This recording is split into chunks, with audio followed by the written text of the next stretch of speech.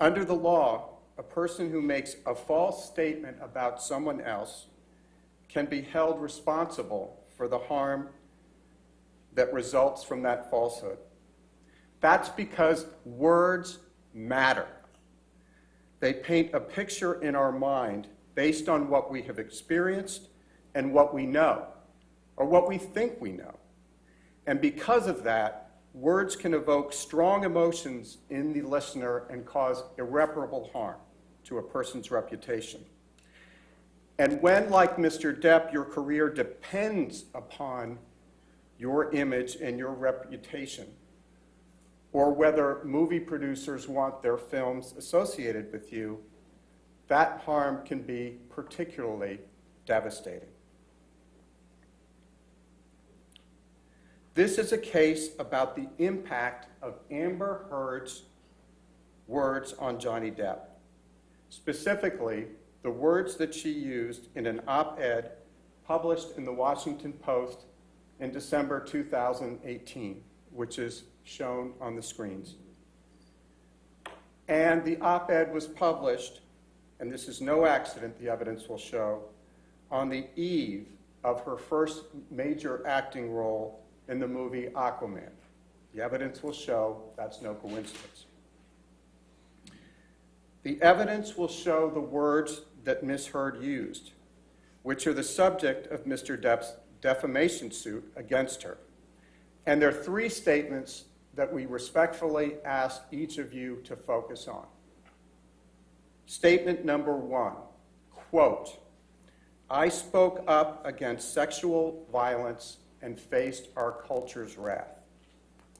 Statement number two, 2 years ago, I became a public figure representing domestic abuse. And I want to repeat that because you're going to hear that throughout the case, because the timing here is critical. 2 years ago, I became a public figure representing domestic abuse.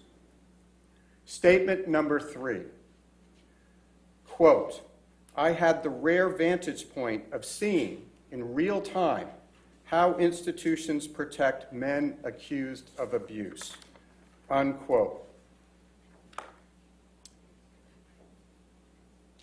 Ms. Heard did not use Mr. Depp's name in the op-ed. She didn't have to. She didn't have to because the evidence will show that everyone in Hollywood, where Mr. Depp and Ms. Heard both have their careers, and many others outside Hollywood, knew exactly what she was talking about when she used the word 2 years ago. I became a public figure representing domestic abuse. That's because, as the evidence will show, and you will hear, 2 years earlier, on May 27, 2016, Ms. Heard had publicly accused Johnny Depp, her husband at the time, of domestic abuse. You will learn during the trial that Ms. Heard's actions were prompted by Mr. Depp's request for a divorce.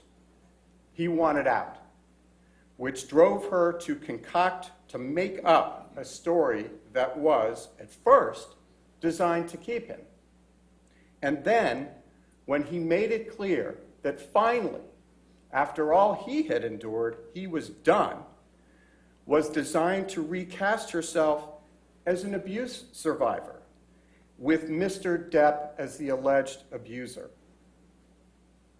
The evidence will show that 6 days after Mr. Depp requested a divorce, and he did so politely, and 3 days after Ms. Heard's lawyer threatened Mr. Depp with claims of abuse if he did not agree to her financial demands, Ms. Heard arrived at the courthouse in Los Angeles, California, to file for a restraining order alleging abuse. Ms. Heard, the evidence will show that Ms. Heard showed up with a mark on her face that mysteriously appeared 6 days after she last saw Mr. Depp. And 6 days before, she publicly filed a request for a domestic violence restraining order alleging abuse.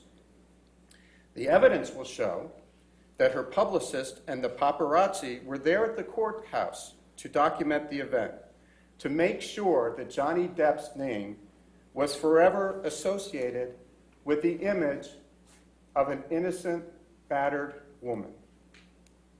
It was a jolt. It was a shocking story, splashed across front pages across the country. No one had ever, in 5 decades, accused Johnny Depp of being violent with a woman. No one had ever accused Mr. Depp of being violent with a woman. He had been in other long-term relationships. He had children. Objection, Your Honor. Excuse me. May we approach?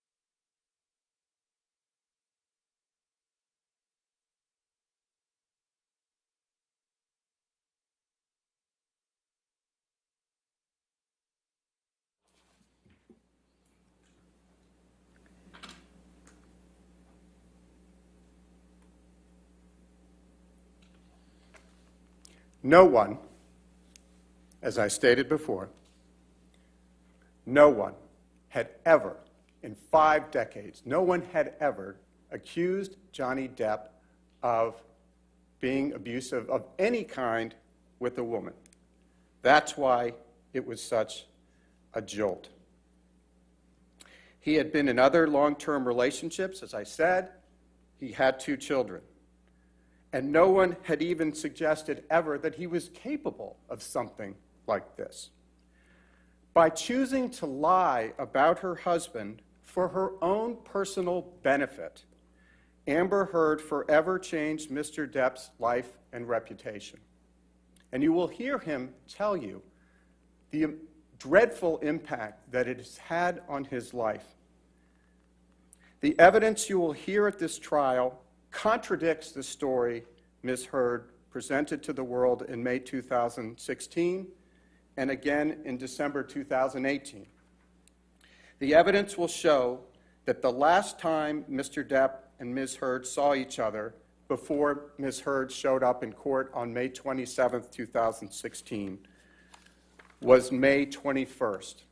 And that's a very important date, and I will ask you please to remember that through the trial.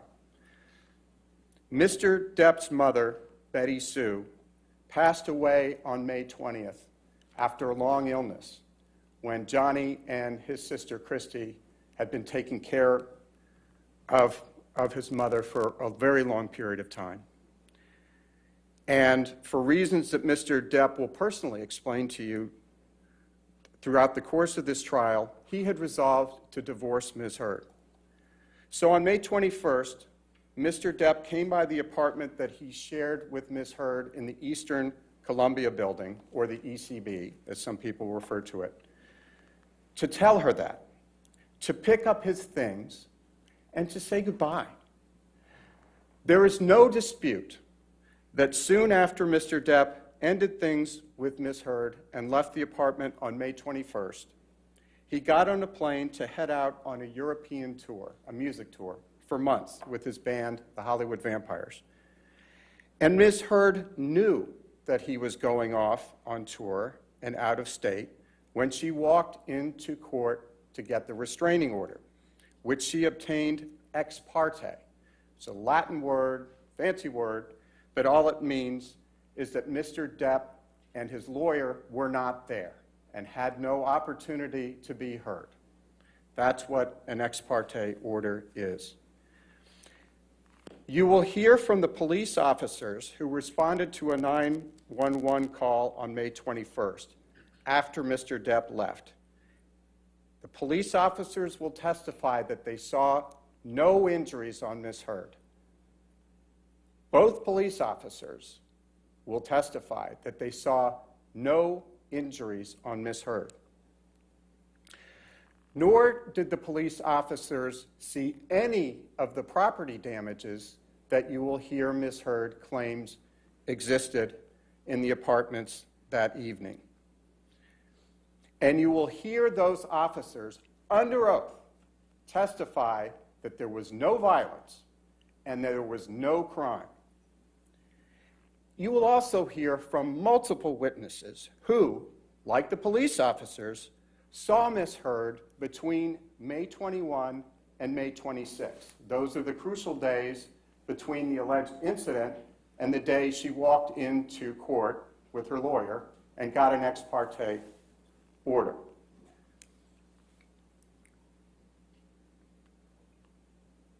And those witnesses will testify that they saw her without any marks, any signs of injury on her face. And you will hear from multiple witnesses, including Brandon Patterson, who is the manager of the Eastern Columbia building, where Mr. Depp and Ms. Heard lived together. You will hear Mr.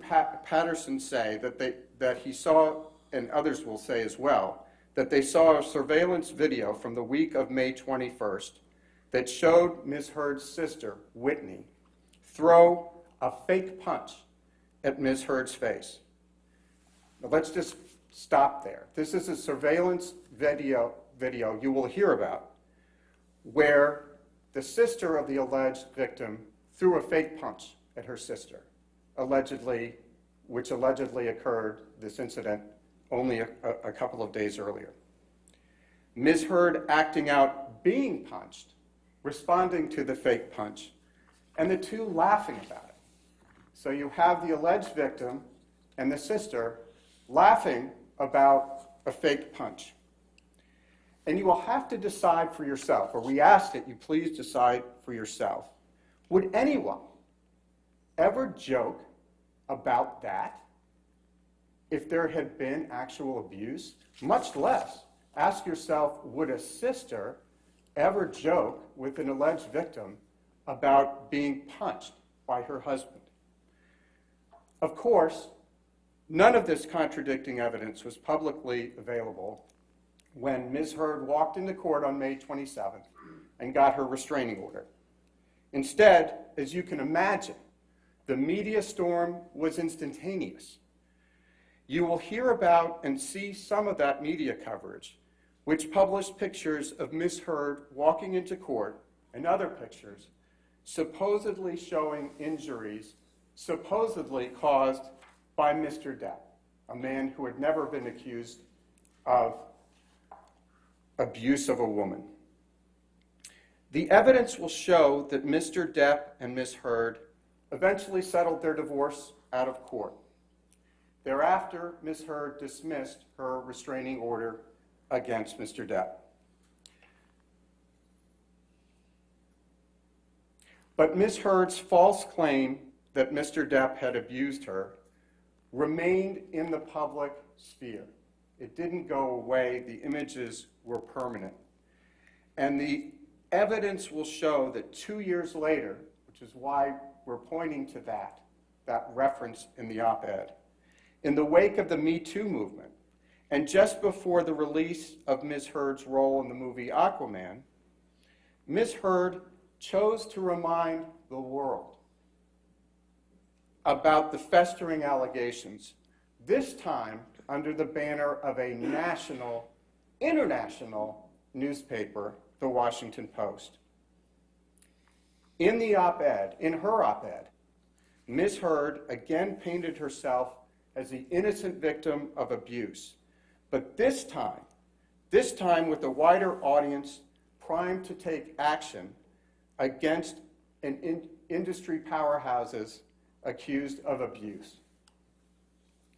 The evidence will show that the clear implication in Ms. Heard's op-ed that you have in front of you was that she was the victim of domestic abuse perpetrated by Mr. Depp. The evidence will show that that was a lie, and it remains a lie when it was repeated and republished 2 years later. Hollywood studios don't want to deal with the public backlash from hiring someone accused of abuse, even someone with the incredible body of work and record that Mr. Depp can be proud of.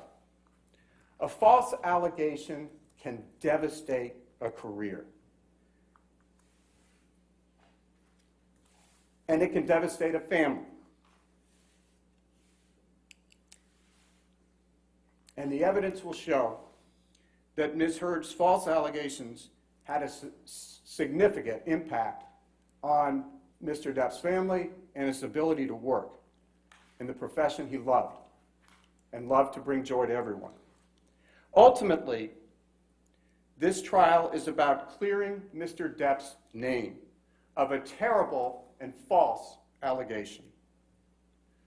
We ask you in the next several weeks to please carefully consider the evidence, assess the reliability and credibility of that evidence, and to make your own determination about what actually happened between Mr. Depp and Ms. Heard. And to tell you more about that, I am going to turn it over to my colleague, Camille Vasquez, who you had the pleasure of meeting yesterday. Thank you all for your attention. Ms. Vasquez?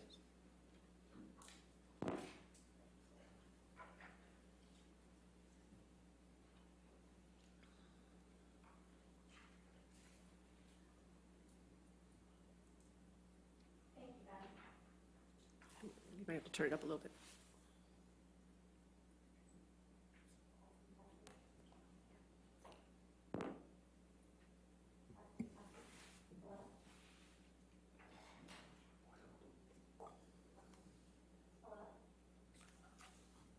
May I approach? Sure. Oh, there we go. Just heard myself. Thank you. Thank you, Ben. And good morning. Good morning. Over the course of this trial, you're going to have an opportunity to get to know Johnny Depp. Not the characters he's portrayed, but the man himself. You will hear from Mr. Depp directly, but you will also hear from his friends, his family, and employees. You will hear from people who have known him for decades.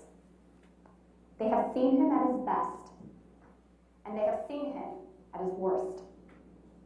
And they will tell you, each of them, that he is a kind soul who has never and would never raise a hand to a woman.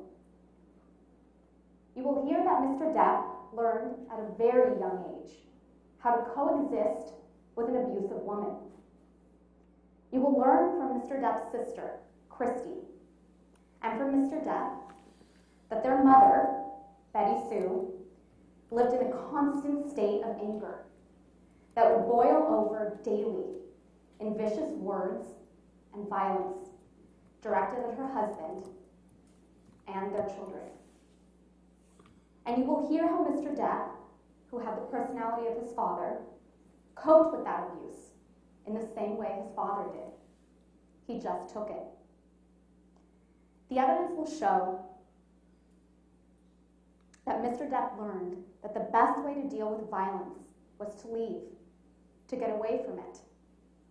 Give her time to cool down.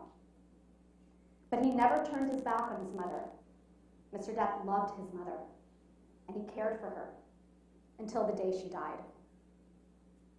You will hear how Mr. Depp came to Los Angeles as a teenager. He first planned to be a musician, then became an actor, and eventually, thanks to his talent, his dedication, and a lot of hard work, grew into one of the biggest movie stars in the world. He had relationships with major figures in Hollywood and elsewhere, like Winona Ryder, Kate Moss. And before he met Amber Heard, he was with the same woman, Vanessa Paradis, for 14 years. He had 2 children with her. And even though he was a megastar, they had a quiet domestic life.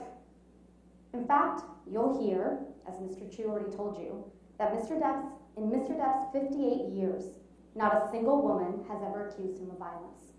And nobody in Hollywood or the world had any reason to believe he was an abuser until Ms. Heard publicly accused him in 2016. You're also going to hear evidence about Ms. Heard. You're going to learn that she's a profoundly troubled person who manipulates the people around her just like she manipulated Mr. Depp. Ms. Heard came to Los Angeles and sought a career in acting after Mr. Depp was well established as a movie star. Mr. Depp and Ms. Heard first met in 2009 on the set of the film The Rum Diary. There was a significant age difference between them, and at first he avoided her advances, but she pursued him. She wooed him. The evidence will show that Ms. Heard went to great lengths to win him over by playing the doting girlfriend, and it worked. He fell head over heels in love with her. Those who watched this relationship develop saw red flags all over the place. You will hear from them in this trial. And over time, the real Ms. Heard began to emerge. She would berate him, scream at him. He would try to appease her, and sometimes, just sometimes, things would get better. But it would always happen again. The evidence will show that Mr. Depp started coping with Ms. Heard in the same way he did as a child. He would try to get away, avoid the conflict. But his trying to leave enraged Ms. Heard. She would resort to physical violence, throwing things at him, hitting him.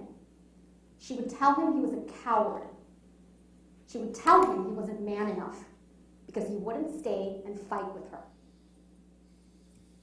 You will see that Ms. Heard equated anger and violence with passion. She would apologize with poetic excuses, as if the violence just proved how fierce and overwhelming her love for him was.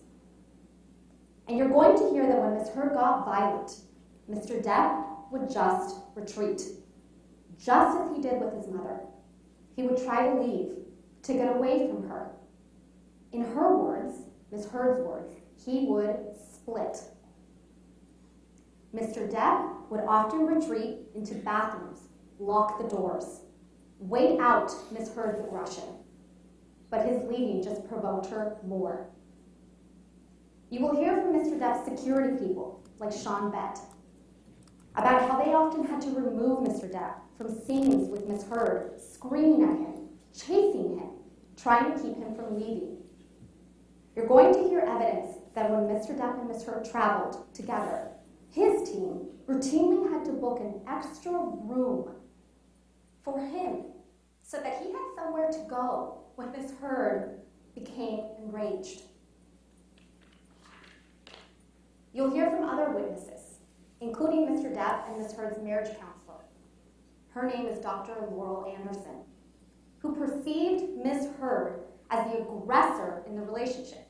Ms. Heard as the aggressor in the relationship, the one who would strike Mr. Depp to try to keep him from leaving. You'll hear from medical professionals who were with Mr. Depp and Ms. Heard, often on a daily basis, for years, including their doctor, David Kipper, and Ms. Heard's personal nurse, her personal assigned nurse, Erin Barem Falati, who did not see any signs of injuries that Ms. Heard later testified to in graphic detail. Ms. Heard wants you to ignore the testimony of these medical professionals who saw her in real time, just as she wants you to ignore the testimony of the police officers who testified under oath who saw her on May 21st, 2016, without any injuries. But it is up to you, ladies and gentlemen of this jury, to judge the credibility of these witnesses and that of Ms. Heard. In this trial, Ms. Heard will undoubtedly present photos that supposedly show injuries she sustained as a result of the claimed abuse by Mr. Depp. Here's what you should keep in mind when you see these photographs. First, the evidence and expert testimony from a forensic pathologist, a doctor, will show that the injuries reflected in these photographs are not consistent with the brutal allegations of abuse Ms. Heard has alleged. Second, there are multiple witnesses, including medical professionals and police officers, who will testify that they did not observe the injuries supposedly reflected in these photographs. And you may be wondering, how can that be? Well, you will hear expert testimony that none of these photographs are the originals, not one. And many are stored in an editing program. So they could have been manipulated and cannot be confirmed as authentic. Importantly, you will not see a single photograph of the vast majority of the abuse alleged by Ms. Heard. Not one. And there is not a single photograph or video showing Mr. Depp becoming physically violent towards Ms. Heard. The only medical report of an injury during their relationship was a severe one, and it was sustained by Mr. Depp. After an argument shortly after their marriage, while the couple was in Australia, you will hear evidence that the people who cared about Mr. Depp were encouraging him to have a prenuptial agreement with Ms. Heard, but she rushed the wedding date, and he agreed to get married without one. After the wedding, again, people close to Mr. Depp encouraged him to consider a postnuptial agreement. When the topic came up, Ms. Heard became outraged, as she always did, at the suggestion that Mr. Depp might leave her. She berated him, and when he tried to leave, she became violent. She became so violent, in fact, she threw a vodka bottle at him that hit his hand and exploded. It severed the end of one of his fingers. You'll see pictures of Mr. Depp's severed finger and learn about his emergency medical treatment for that injury. And then you'll learn, and this is important, years later, after the false claims of abuse that caused Mr. Depp to file this very lawsuit, Ms. Heard came up with an elaborate story about what actually happened, according to her, in Australia. And what she said happened was that it was a 3-day hostage affair, an episode, where she was violently attacked and then sexually assaulted by Mr. Depp. You will see for yourself that the evidence does not support the story she told after she was sued. You will learn that there came a time when Mr. Depp was done, and you'll learn from him, and he will tell you why. The evidence will show that on May 20th, 2016, Mr. Depp's mother, Betty Sue, passed away. You will hear from Mr. Depp that his mother's passing was a wake-up call that helped confirm what he already knew, that the relationship with Ms. Heard wasn't working, and that Ms. Heard was not going to change. If you've ever lost a parent, you understand how much this experience can change your perspective on what is important for your own well-being. So Mr. Depp resolved to finally divorce Ms. Heard and told her that very day that he would do so respectfully and, most importantly, discreetly. The evidence will show that on May 21st, 2016, when Mr. Depp went over to the Eastern Columbia building to gather his things, Ms. Heard caused a final dramatic scene. In the wreckage of their relationship, Ms. Heard spun the final encounter between them into a tale of domestic abuse. Now, I understand that many of you may be asking yourselves, why? Why would Ms. Heard say that Mr. Depp abused her during their relationship if it didn't actually happen? Why would she make up the detailed, dramatic tales of abuse that you will surely hear in this courtroom over the coming weeks? By the end of this trial, you will have the answer to that question. The evidence will show exactly who Ms. Heard is.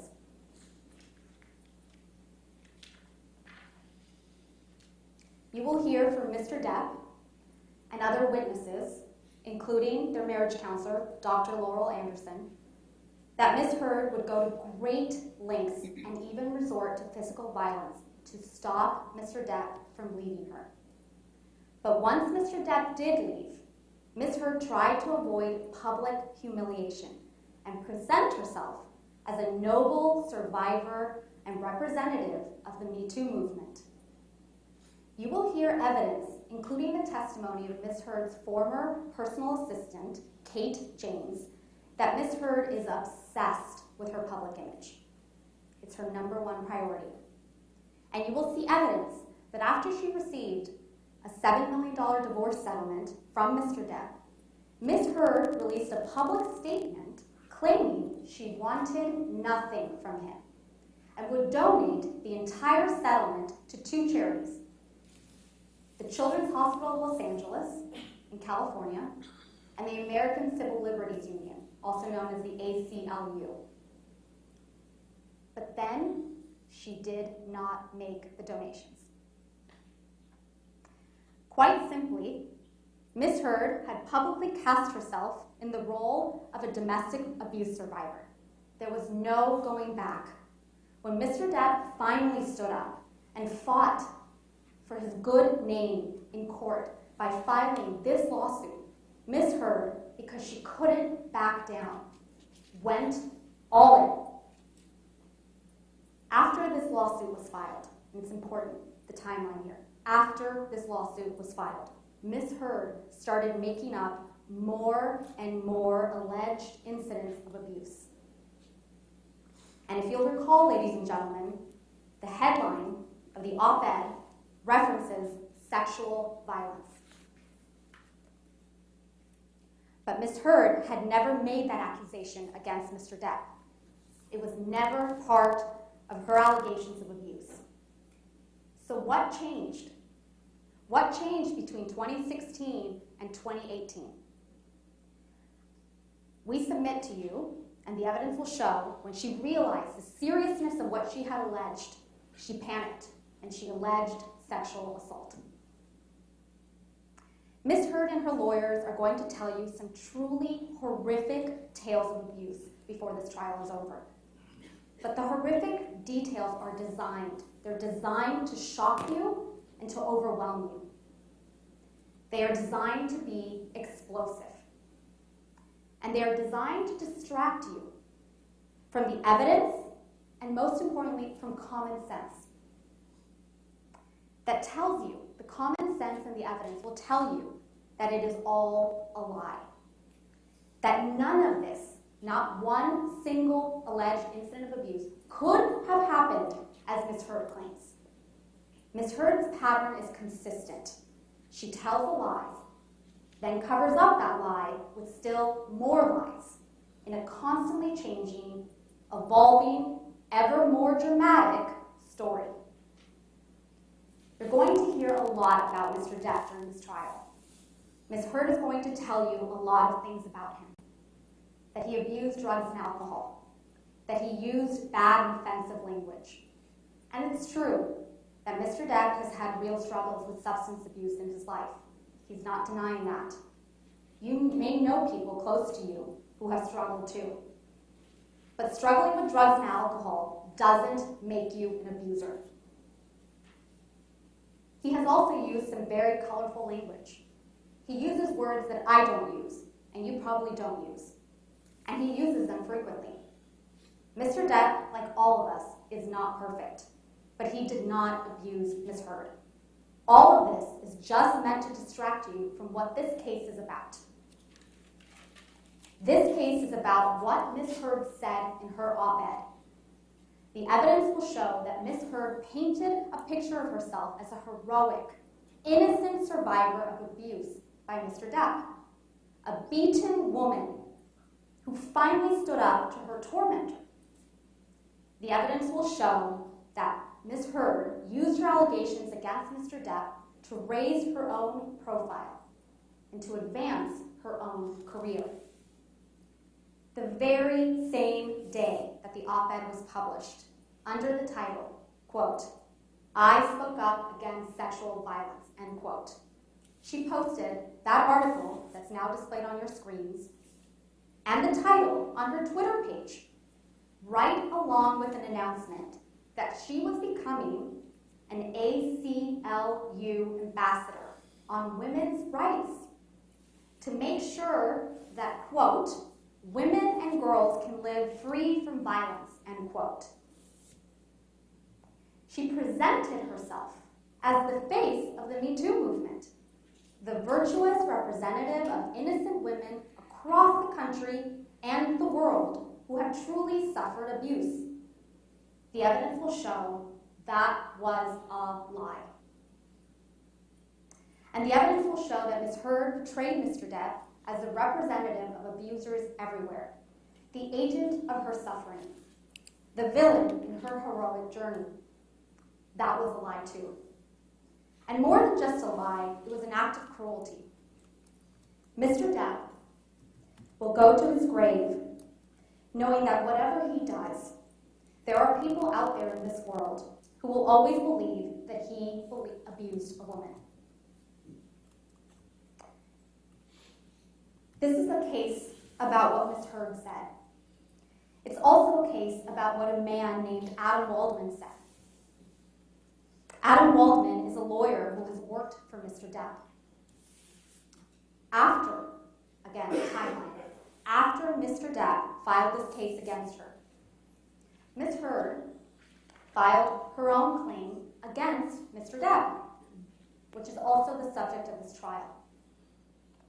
In her claim, Ms. Heard says that Mr. Depp defamed her because Adam Waldman, his attorney, made some statements to reporters denying the truth of her claims of abuse.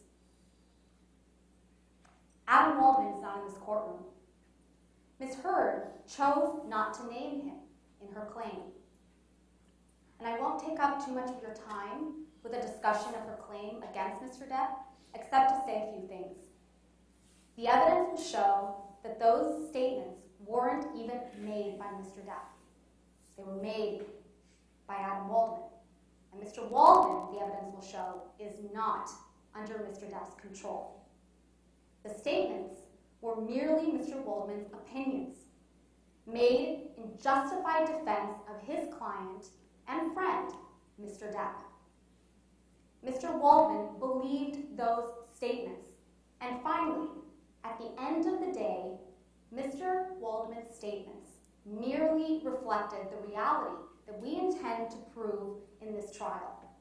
That Ms. Heard's portrayal of herself as a victim of domestic violence at the hands of Mr. Depp is a lie. Ms. Heard, as you know, is an actress. When she accused Mr. Depp of abuse and painted herself before the world as a representative of abuse victims everywhere, Ms. Heard took on the role of a lifetime. She can't back down. She has been living and breathing this lie for years now. And she has been preparing to give the performance of her life in this trial. But this trial is about the evidence. It's about a man's reputation. And it's about his whole life. His ability to walk down the street, look people in the eye, without having them think he's an abuser. It's about the truth. And the truth will come out in this trial. At the end of this trial, we will ask you to render a verdict for Mr. Depp. We will ask you to tell the world that he is not the abuser she described, and that she is not the victim she portrayed. And we will ask you to tell Ms. Heard that what she did was wrong. Thank you very much. Thank you, Ms. Vasquez. All right. Ladies and gentlemen, it's a little early, but maybe we should go ahead and take our morning break, just since it's a natural point to have a break before we have the second opening statement, okay? So why don't we go ahead and take a 15-minute recess? Just remember, do not discuss the case and don't do any outside research, okay? All right, you're free to go.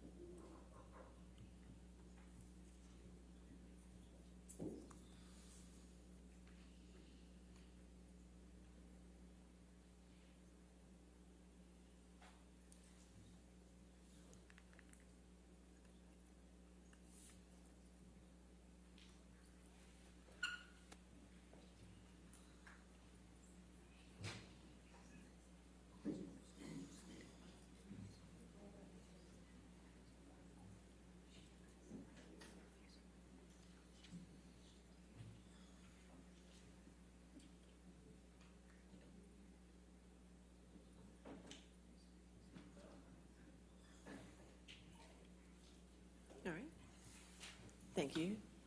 All right, opening statements. Yes, Your Honor. Mr. Rottenborn.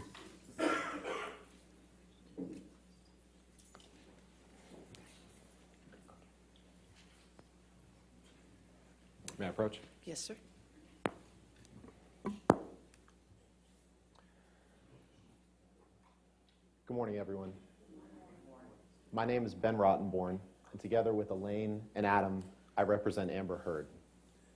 In a few minutes, Elaine will get up here and she'll introduce you to Amber. And she'll address the allegations that you just heard in Mr. Chu and Ms. Vasquez's opening statement. And she'll explain to you why all those inflammatory things are things that are designed to mislead you from the truth. She'll explain to you what the evidence will show, and that's something that we're going to focus on in this trial, not attempts to distract you. We're going to focus on the evidence. Not what we wish the evidence showed, not some crazy conspiracy theories, but what the evidence and the facts actually show. And as you assess the evidence in this trial, I would ask that you keep one question in mind above all else, which is this: why are you here? What are you being asked to decide? You're being asked to decide a very simple question. And that question is, were the words that Amber used in the December 18th, 2018 opinion piece that was published in the Washington Post protected free speech under the First Amendment or not? That is the question, and that's what you're being asked to decide. At the end of the trial, the judge will explain to you what the law is on defamation and what Mr. Depp's burden is to prove in order to establish defamation. And she'll tell you a lot of things about the law. But among them, she will tell you that Mr. Depp will have to prove that the words Ms. Heard used were about him and that they were false. And if he can't do that, and if he can't meet the other elements of the claim, then he loses that claim. And he can't do that. He can't come close to doing that. And for that reason, you're going to hear, in this trial, Mr. Depp's team is going to make it about trying to distract you from that very simple question. Mr. Depp's team is going to try to turn this case into a soap opera. Why? I'm not really sure, because the evidence isn't pretty for Mr. Depp. It's not. You're going to see who the real Johnny Depp is. Behind the red carpets, behind the fame, behind the money, behind the pirate costumes, you're going to see who that man really is. Amber is going to tell you about it. You're going to hear who he really is from other witnesses. And you're going to hear who he really is in his own words, in the vile, graphic, terrible messages that he wrote about Amber and ways he used to describe Amber and what he wanted to do to Amber from the earliest days that they were dating, through their marriage, and after their marriage. You're going to hear about that. But this case isn't about that. This case isn't about a day-to-day chronicle of their marriage. It's not about who is the better spouse. It's not about who you like more. It's not about which party can sling more mud. But you're going to hear a lot of that in this trial. You're going to hear that because that's what Mr. Depp wants to turn this case into. He wants to turn this case into a 6-week-long public spectacle of the most intimate aspects of their relationship and their marriage. And you know what? I'm sorry for that. I'm sorry. I'm sorry that we're going to have to do that. I'm sorry that you're going to have to listen to all of it. And I'm sorry that Amber's going to have to relive that. But that's the case that Johnny Depp chose to bring. And we're not going to stand idly by and let him sling mud at our client and make inflammatory and false statements like you just heard in opening and not let those go unresponded to. But ultimately, what this case is about the First Amendment, about that December 18th, 2018 op-ed piece, and whether Ms. Heard's freedom of speech and the First Amendment give her the right to say the words that she said. That right, that freedom of speech, is what Amber Heard is asking you to uphold and protect in this lawsuit. And that's a very simple question. The question you could decide this afternoon. and it does not require you to stand and serve as the umpire of two movie stars' imperfect marriage. It doesn't. And so we're going to focus on those words. We're going to look at those words. And as we look at those words, I'd ask you to keep this in mind. Keep in mind what you just saw on the screen from Mr. Chu when he put up those words. Keep in mind what you didn't see. You didn't see the rest of the opinion piece. And what we'd ask is that as you look at those words, that you look at them in the context of the piece in which they were written. Now, whether you look at them individually or in the context of the piece doesn't really matter because the words are true. But context matters. And so what I'm going to do is I'm going to ask Heather to put up the article, put up the opinion piece, and I'm going to read that to you. And we're going to look at those words in the context of what this piece was about. Because Mr. Depp's team wants to make you think that this opinion piece was designed to destroy Johnny Depp. That this was designed to maliciously talk about him and their life together. And it wasn't. So let's take a moment to look at this. And I'm going to read it to you, and I'd ask that you follow along if you can. But either way, let's take a look at what the piece as a whole says. This is the piece that Amber wrote. I was exposed to abuse at a very young age. I knew certain things early on without ever having to be told. I knew that men have the power, physically, socially, and financially, and that a lot of institutions support that arrangement. I knew this long before I had the words to articulate it, and I bet you learned it young too. Like many women, I had been harassed and sexually assaulted by the time I was of college age, but I kept quiet. I did not expect filing complaints to bring justice, and I didn't see myself as a victim. Then, 2 years ago, I became a public figure representing domestic abuse, and I felt the full force of our culture's wrath for women who speak out. Friends and advisors told me I would never again work as an actress, that I would be blacklisted. A movie I was attached to recast my role. I had just shot a 2-year campaign as the face of a global fashion brand, and the company dropped me. Questions arose as to whether I would be able to keep my role of Mira in the movies Justice League and Aquaman. I had the rare vantage point of seeing, in real time, how institutions protect men accused of abuse. Imagine a powerful man as a ship, like the Titanic. That ship is a huge enterprise. When it strikes an iceberg, there are a lot of people on board desperate to patch up holes, not because they believe in or even care about the ship, but because their own fates depend on the enterprise. In recent years, the Me Too movement has taught us about how power like this works, not just in Hollywood, but in all kinds of institutions, workplaces, places of worship, or simply in particular communities. In every walk of life, women are confronting these men who are buoyed by social, economic, and cultural power, and these institutions are beginning to change. We are in a transformative political moment. The president of our country has been accused by more than a dozen women of sexual misconduct, including assault and harassment. Outrage over his statements and behavior has energized a female-led opposition. Me Too started a conversation about just how profoundly sexual violence affects women in every area of our lives. And last month, more women were elected to Congress than ever in our history, with a mandate to take women's issues seriously. Women's rage and determination to end sexual violence are turning into a political force. We have an opening now to bolster and build institutions protective of women. For starters, Congress can reauthorize and strengthen the Violence Against Women Act. First passed in 1994, the act is one of the most effective pieces of legislation enacted to fight domestic violence and sexual assault. It creates support systems for people who report abuse and provides funding for rape crisis centers, legal assistance programs, and other critical services. It improves responses by law enforcement, and it prohibits discrimination against LGBTQ survivors. Funding for the act expired in September and has only been temporarily extended.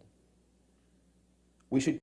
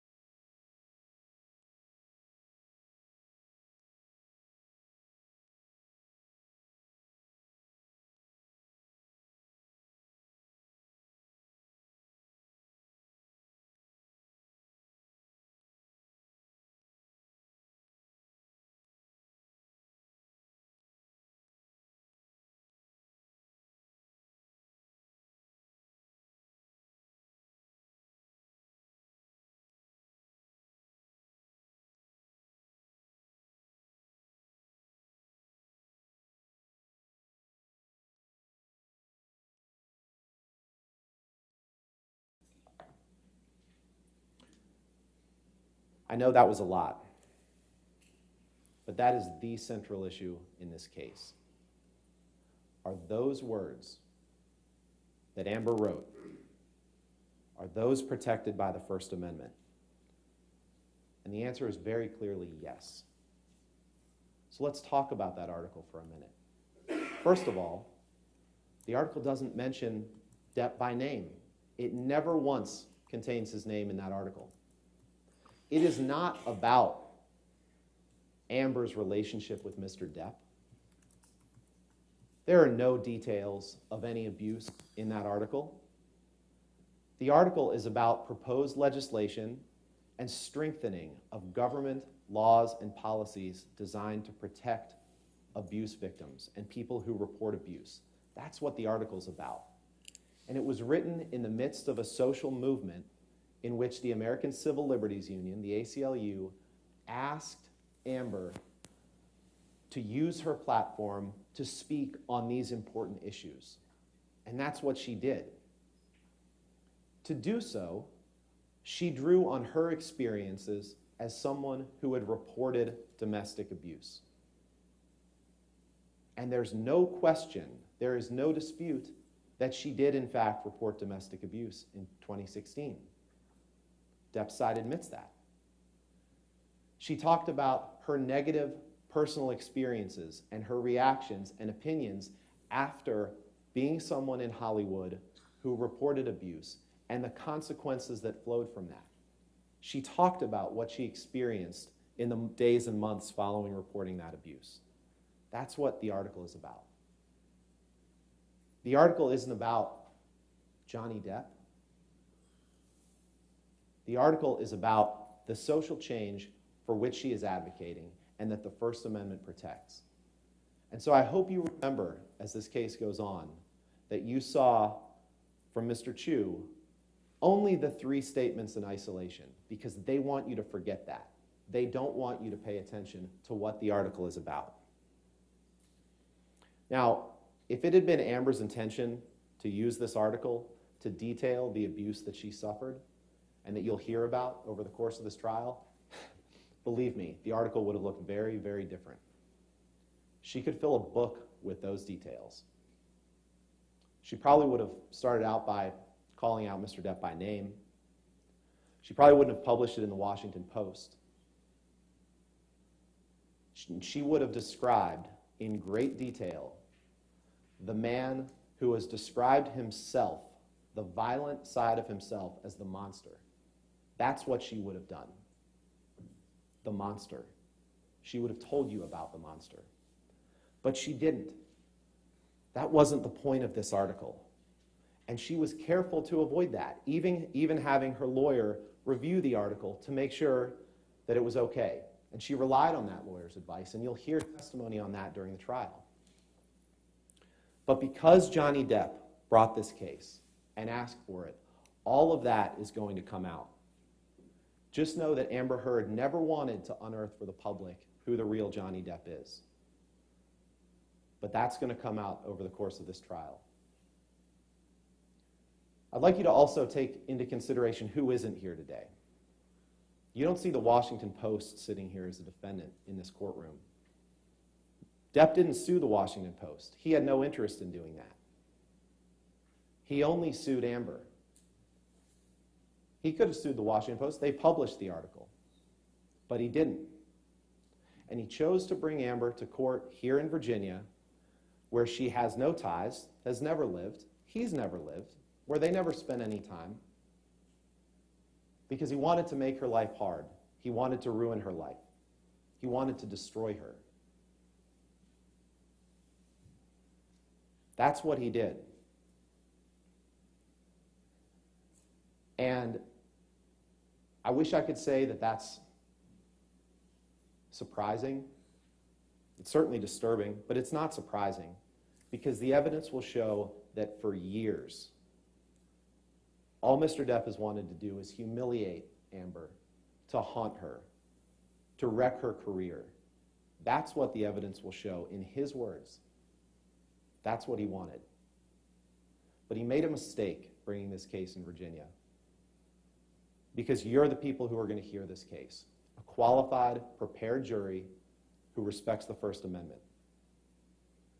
And with that, even though we've looked at the article as a whole, I'd like to spend a few minutes looking at the individual statements that were made, just as Depp's side showed you, because I think it's important to do that as well. Can we pull up slide 1, please?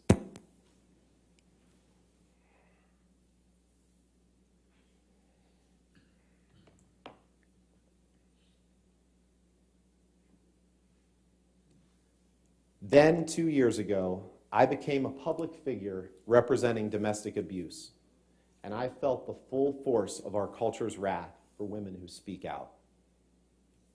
There's absolutely nothing false about that statement.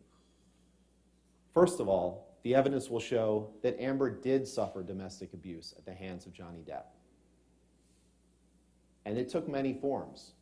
Physical, sure, but also emotional, verbal, psychological abuse. It's all domestic abuse that she suffered at his hands. So that's the truth. But what else is the truth is that on May 27th, 2016, 2 years before this opinion piece was published, Amber walked into a courtroom in California with bruises on her face that were given to her by Johnny Depp on that incident in May 21st, 2016, that Elaine's going to tell you more about. That absolutely were given to her. And she took out a domestic violence restraining order that she obtained from the court in California to protect herself.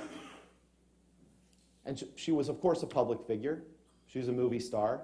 She didn't want the paparazzi, the press photos. She got those, of course. Who wants to be photographed with a bruised face walking out of court?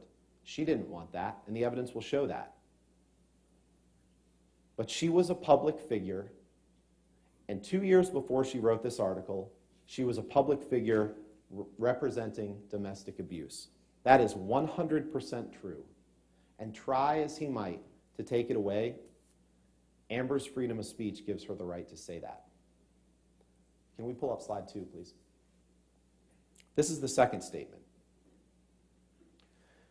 I had the rare vantage point of seeing in real time how institutions protect men accused of abuse. Once again, that statement is 100% true.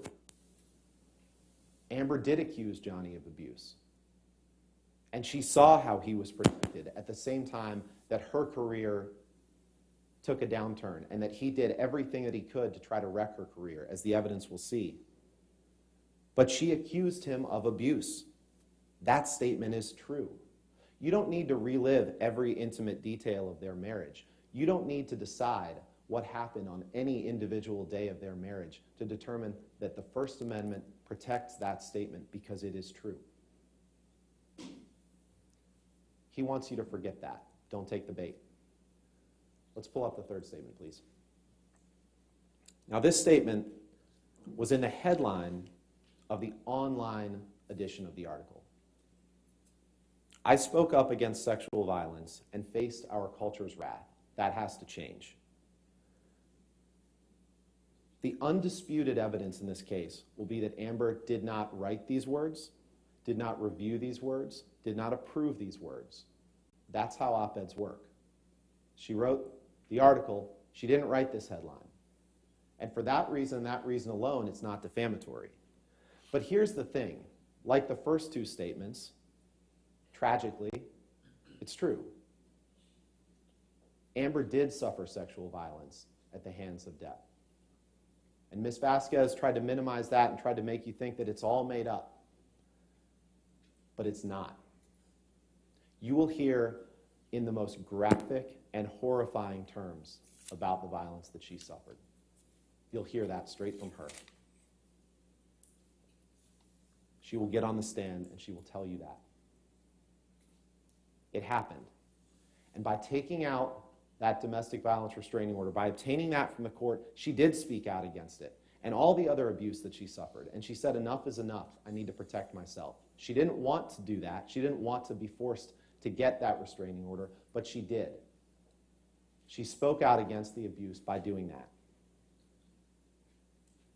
And the evidence will show that she did face her culture's wrath, perhaps illustrated no more clearly by the fact that she's here today facing this lawsuit brought by an obsessed ex-husband hell-bent on revenge.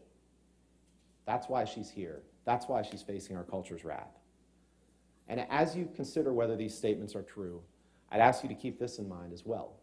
The evidence will show that in May of 2016, when she obtained the restraining order, Mr. Depp never denied the allegations, and in fact, he signed a statement that Amber hadn't made any false statements for financial gain.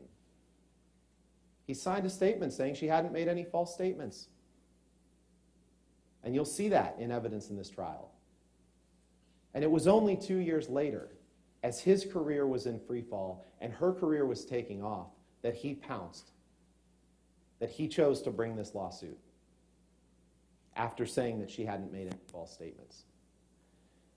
And one thing that you'll be instructed at the end of the trial, but that Mr. Depp's side will try to distract you from, is that any damages that he suffered and any defamation has to flow from that 2018 opinion piece. This case isn't about the statements made in 2016, even though they're true. This case is about the December 2018 opinion piece. That's what the case is about. And I have to say, it's pretty ironic.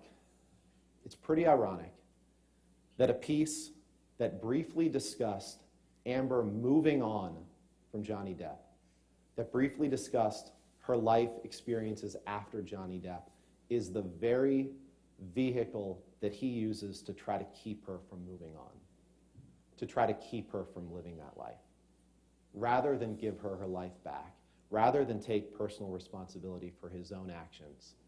It's ironic that he uses that piece to do that. But like I said, it's not surprising, because you will see clear and graphic evidence of his intentions, dating back years. Now, in 5 or 6 weeks, Elaine or I will get up here at closing argument, and we'll remind you what this case is about. We'll remind you that this case is about one piece of paper. Amber's words in this article that wasn't about Depp, wasn't about her marriage, wasn't about her relationship, that it was about life after that. It's about the freedom of speech. It's not about the soap opera that Depp will turn this case into. It's not about who you like better. It's not even about whether you agree with the words that she wrote. It's about her right to speak them. Now, before I sit down, I'd like to briefly discuss some of the damages that Depp alleges in this case, because he can't win the case if he can't show damages. And the evidence will show that he has not suffered 1 cent of damages from this op-ed. Not one. Now, make no mistake, Johnny Depp's reputation is in tatters. His career is in free fall. But it's because of problems that he created, problems that he is responsible for. And he's here in court asking you to blame Amber for them. But it's not Amber's fault. They're from the choices that he made. You'll hear a lot of evidence in this trial about those choices. You'll hear evidence of crushing drug and alcohol abuse. You'll hear evidence of Depp taking more drugs than you can count. You'll hear evidence that before one of the instances of abuse, a cross-country plane flight in May 2014 from Boston to Los Angeles, when he kicked Amber in the back on a private jet. You'll hear evidence that he had had no food for days, that he had used cocaine, that he had had half a bottle of whiskey, that he had had countless Red Bulls and vodkas, that he had taken pills, and on the plane decided to top all that off with 2 bottles of champagne. You'll hear evidence of that. And he blacked out on the plane, and he abused Amber and didn't remember anything about it when he woke up. You'll hear evidence of drug binges with his good friend Marilyn Manson. You'll hear evidence of that 3-day blackout in Australia that Ms. Vasquez tried to minimize and tell you was false. A 3-day blackout in which he abused and sexually assaulted Amber, all because she had the courage to confront him about his drinking. Imagine that. A concerned spouse confronts her husband about his drinking and gets rewarded with that. That is what the evidence will show. That is what happened to my client. That 3-day blackout that led her to be so in fear for her life that she barricaded herself in her room. That same 3-day blackout that kept him from being able to do what he was in Australia to do, which was to film Pirates of the Caribbean 5.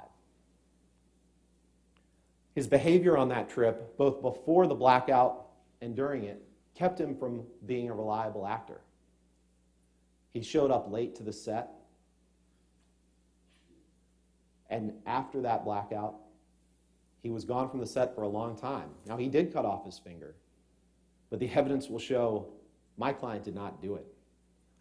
And just imagine this. What Ms. Vasquez is trying to get you to buy is that Amber Heard somehow developed a major league level fastball and cut off his finger with a bottle. You'll see the evidence.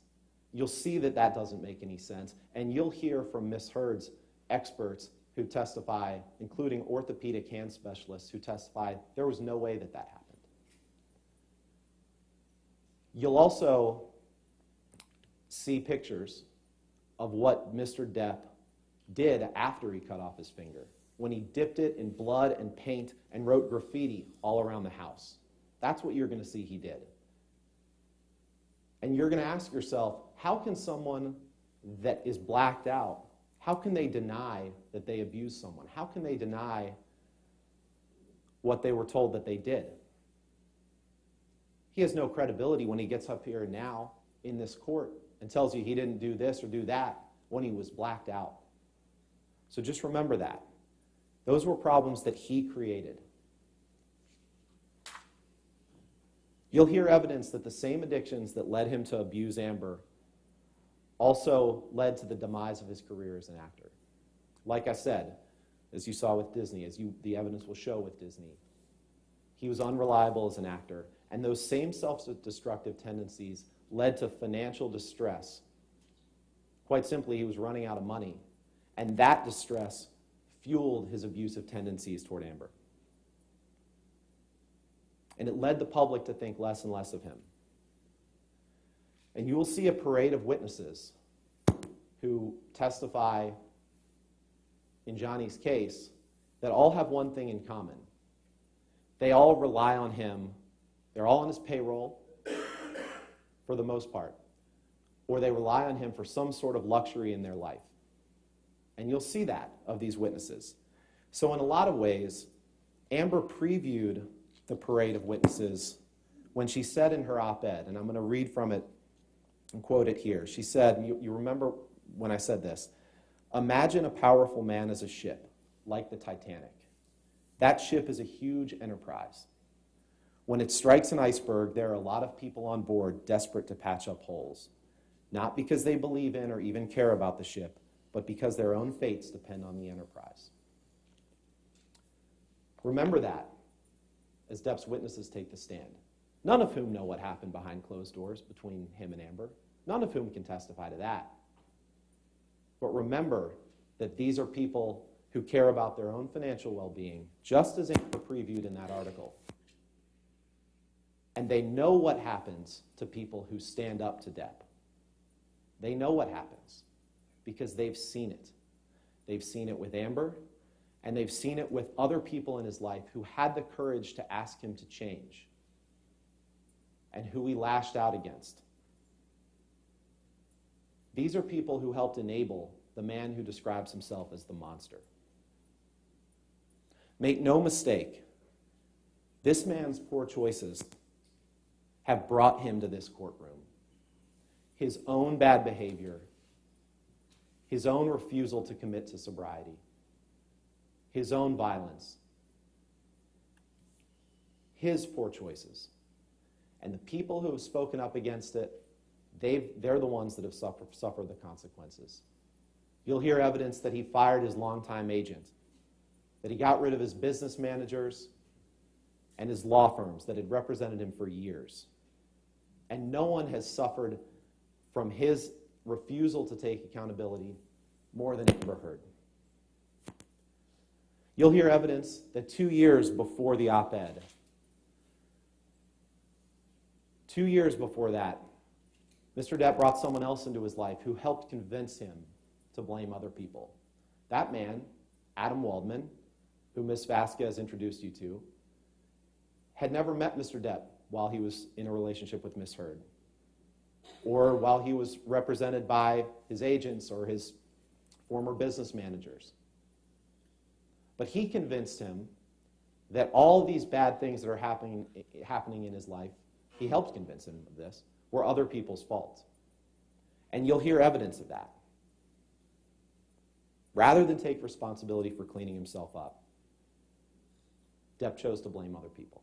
That's why we're here. And the evidence will show you crystal clearly that the op-ed had nothing to do with damages that he suffered.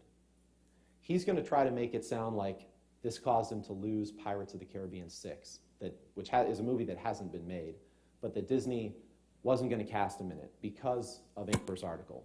But there's no evidence of that. The evidence will actually show that months before the op-ed, it was reported that Disney was considering dropping him from Pirates 6. The evidence will show that Disney had a dossier on him that had articles from the press, had other information about Mr. Depp, and they didn't have this article at all in their files. It didn't register with them, just as it didn't register with the public. The public had known since 2016 what Amber had to say about Johnny Depp. This didn't change any of that. The evidence will also show that he said he would not make Pirates 6 even if Disney paid him far more money than he'd ever made on a film. That's what the evidence will show. So any damages that he suffered in his career are not because of this op-ed. And it's time to make Johnny take responsibility, to tell him, Mr. Depp, stop blaming other people for your self-created problems, to take responsibility for your own life. And it's up to you, ladies and gentlemen, to make him do that. It's up to you, because you are uniquely qualified to do that. No one else has the power to do that. Only you, to tell him enough is enough, to stand up for the First Amendment, to stand up for the truth, and Amber's right to speak it. Thank you. Thank you, Mr. Rottenborn. Ms. Bretterhoff? Okay.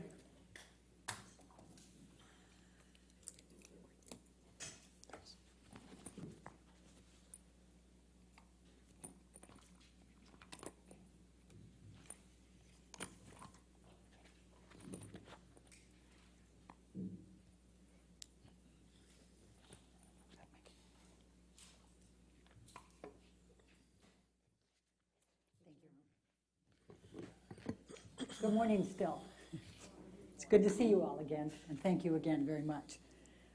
Ben told you we will be relying on the evidence rather than the hyperbole and the personal attacks, and he was right. The evidence in this case, simply put, is overwhelming and compelling. In the 6 weeks, we're going to try to show you as much as we possibly can. There are many, many, many photographs. Now, you heard Ms. Vasquez try to say, you can't trust those, it's not the originals. She's got that wrong. It's not from the original devices.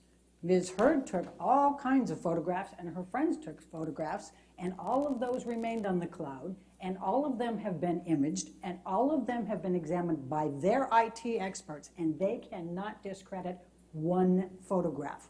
Then she says, and it's got a photo editing thing. Well, all iPhones have the photo editing. It's where you can make it a little lighter or darker. You can move it to the center or not. That doesn't discredit the photographs, and we will have an IT expert who will testify that all of these are legitimate, authentic photographs. Not only that, but Ms. Heard produced all of her different devices over the years, including her most recent laptop, And they were pulled from many, many sources, and all of them are identical. So if she was going to go in and try to manipulate, she would have had to do it everywhere. And Ms. Heard will tell you she doesn't have that level of talent. There may be a couple of you on the jury who have that talent. She does not have that talent. They're all very legitimate photographs, and listen carefully to the evidence from the experts, and you will find every single piece is authenticated and is true. And they show bruises, and they show cut lips. They show hair pulled out of her hair. They show all kinds they show two black eyes when he headbutted her. Those are all going to be there. We also are going to show you a video, and I'll talk about the time frame of it. Ms. Heard took that on her iPad, and it was one day when she was in the kitchen with Mr. Depp, and it was February 10th, 2016, and he's on a tear, and he's going around, he's yelling at her and being abusive to her, and he's slamming the kitchen cupboards, and they're glass, and you can hear them rattling, and you can hear them breaking. Then he goes over with a big glass of wine, and he has a huge bottle of wine, and he pours more in there. And then she says, "Did you drink all of that?" And then he sees that she's videotaping him, and bam. That's going to be a pretty graphic one for you to see. Then you're going to hear audio tapes, which are pretty significant too. Ben told you about the May 2014 Boston plane incident, we call it, where he kicked her, where he was so drunk and he blacked out. Well, Amber audio taped him when he went to the back of the plane and passed out and was moaning loudly. You will hear that. You will also hear some other audio tapes that are very significant. One of them in Australia, at the end of the 3-day hostage situation. You will hear, apparently Mr. Depp turned on Ms. Heard's iPhone. She was never allowed to have a password, by the way. He would never let her do that during their relationship, but he must have inadvertently turned it on. There's 5 hours of audio tape. It's during the cleanup of all the broken glass and the liquor and the urine and the blood stains and everything else in that house. And you can hear his handlers talking about it. You can hear them talking about trying to find his finger. And that you can hear them say, "She's stone cold sober." You will hear all of that. It's very, very significant evidence. What this is going to tell you is the story of a very different Johnny Depp.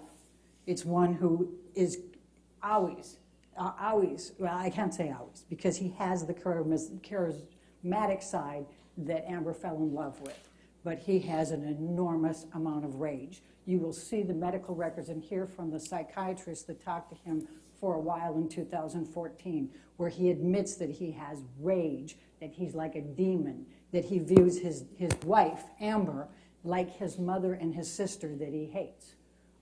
That's what you will see. You will see that. And it'll be fueled by the alcohol and the drugs. Ben told you a little bit about that. You're going to see a list of his prescription drugs that his concierge doctor and team, who charge him $100,000 a month and have since 2014, and they are still his concierge doctors. That's the list of the medications he takes in one day that they prescribe. That doesn't include the cocaine. It doesn't include the ecstasy, the MDMA, the mushrooms, and all of the others. Now, it's during these rages that Mr. Depp engaged in verbal, emotional, physical, and sexual abuse of Amber. Let me introduce you to Amber, the lesser-known person here, and I know when we were doing the voir dire, none of you had even watched as much as 3 of her movies, so I'm going to tell you a little bit about Amber. She's 35 years old. She's from Austin, Texas. She grew up outside of Austin, Texas. She has a daughter, Una, who turned 1 last week. Amber grew up in an area, her father was a construction worker, primarily a painter, but he would break horses as part-time. They lived out on a ranch area. Her mother, Paige, who died 2 years ago at age 63, dropped out of medical school to marry Amber's father. She worked for the state of Texas in internet communications. They grew up very poor. Amber has a sister, Whitney, who's 16 months younger than her. And you will see and hear from Whitney later because unfortunately she also witnessed some of the abuse. Amber rode horses with her father. She tried to work with him to help him break the horses. She remembers having a broken arm at least 4 times, being in casts during that time. But there were some things she learned from breaking those horses that was very significant. Her father taught her she couldn't show fear, she couldn't show pain, and she couldn't show emotion. That's how she could break those horses. It's significant for you to know that so you can understand how Amber could have remained in this relationship with Mr. Depp for as long as she could, and the dynamics of some of the abuse you're going to hear about, because that's what would be her instinct, is to stand up and not let him show that he's caused the pain, that he's caused the fear, that he's caused the humiliation. You'll hear about a long line of jobs that Amber started from back, age 12 as soon as she could, working in a soup kitchen. Well, that was volunteer, but then she took all kinds of miscellaneous jobs, lifeguards, everything else, trying to improve herself. She's not somebody who had a great break. What happened was she got recognized by a Hollywood agent who expressed some interest in her. She took her $180 that she'd saved up and she went to LA. That's all she had to her name. The testimony will be she worked all kinds of different jobs when she was in LA, anything that she could get.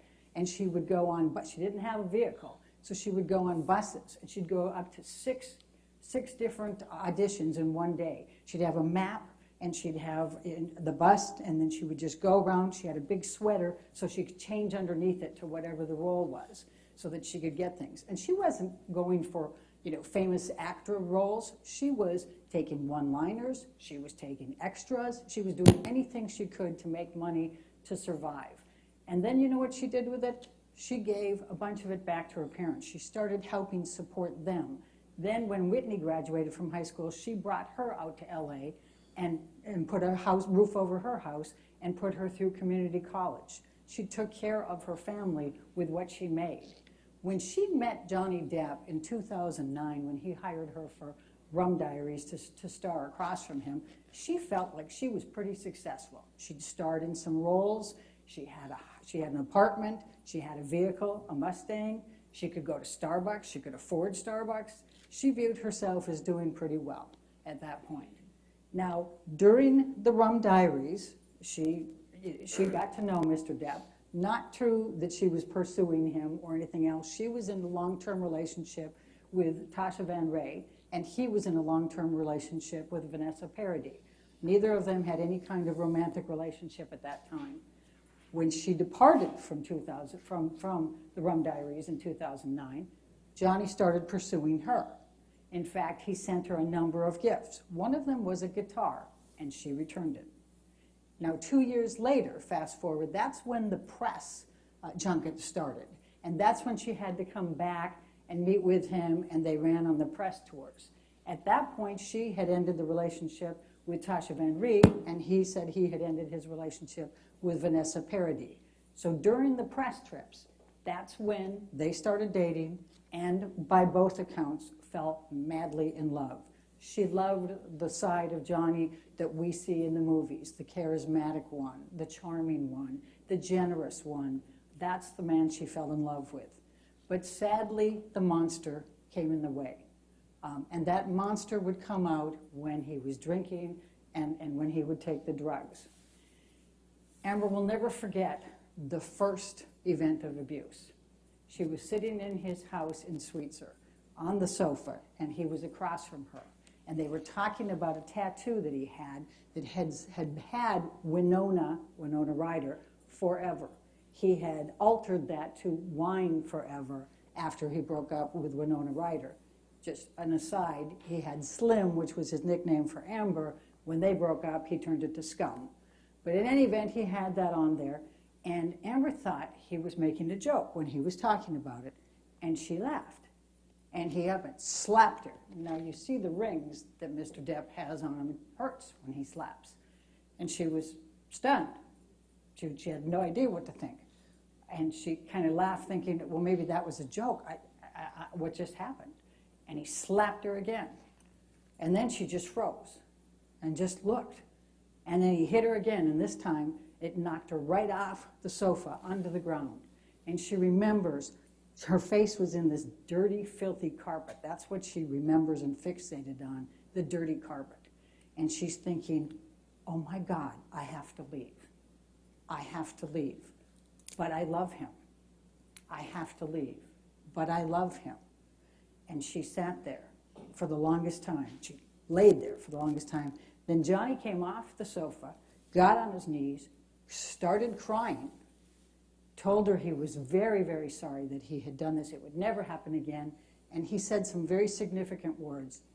I thought I had put the monster away for good. That's what he said to her that day. Well, Amber ended up leaving that day, and she went out to her car, her Mustang, and she remembers that it was cold, and she sat in the car for the longest time, and she remembers watching her breath because it was cold, and she was thinking, I have to leave him, but I love him. She just kept thinking that. She finally drove away. But Amber made the mistake that millions before her and millions after her have, who are victims of domestic abuse. She chose to stay and try to fix the problem, and thinking that she could do that. So she stayed. Now, Amber was also, she grew up in an abusive family. Her father abused her mother, and sometimes she and Whitney. So she had that cycle in there, just as you've heard that Johnny had that cycle in his house. And so what's the normal to them is a little bit more difficult than some of us can understand. You will hear expert witness testimony about the cycles of violence and what happens with these people and how they react and all the dynamics of thinking they can fix them. She thought all the way through she could fix them. If she can just get them sober and clean, then everything was going to be that wonderful side that she fell madly in love with.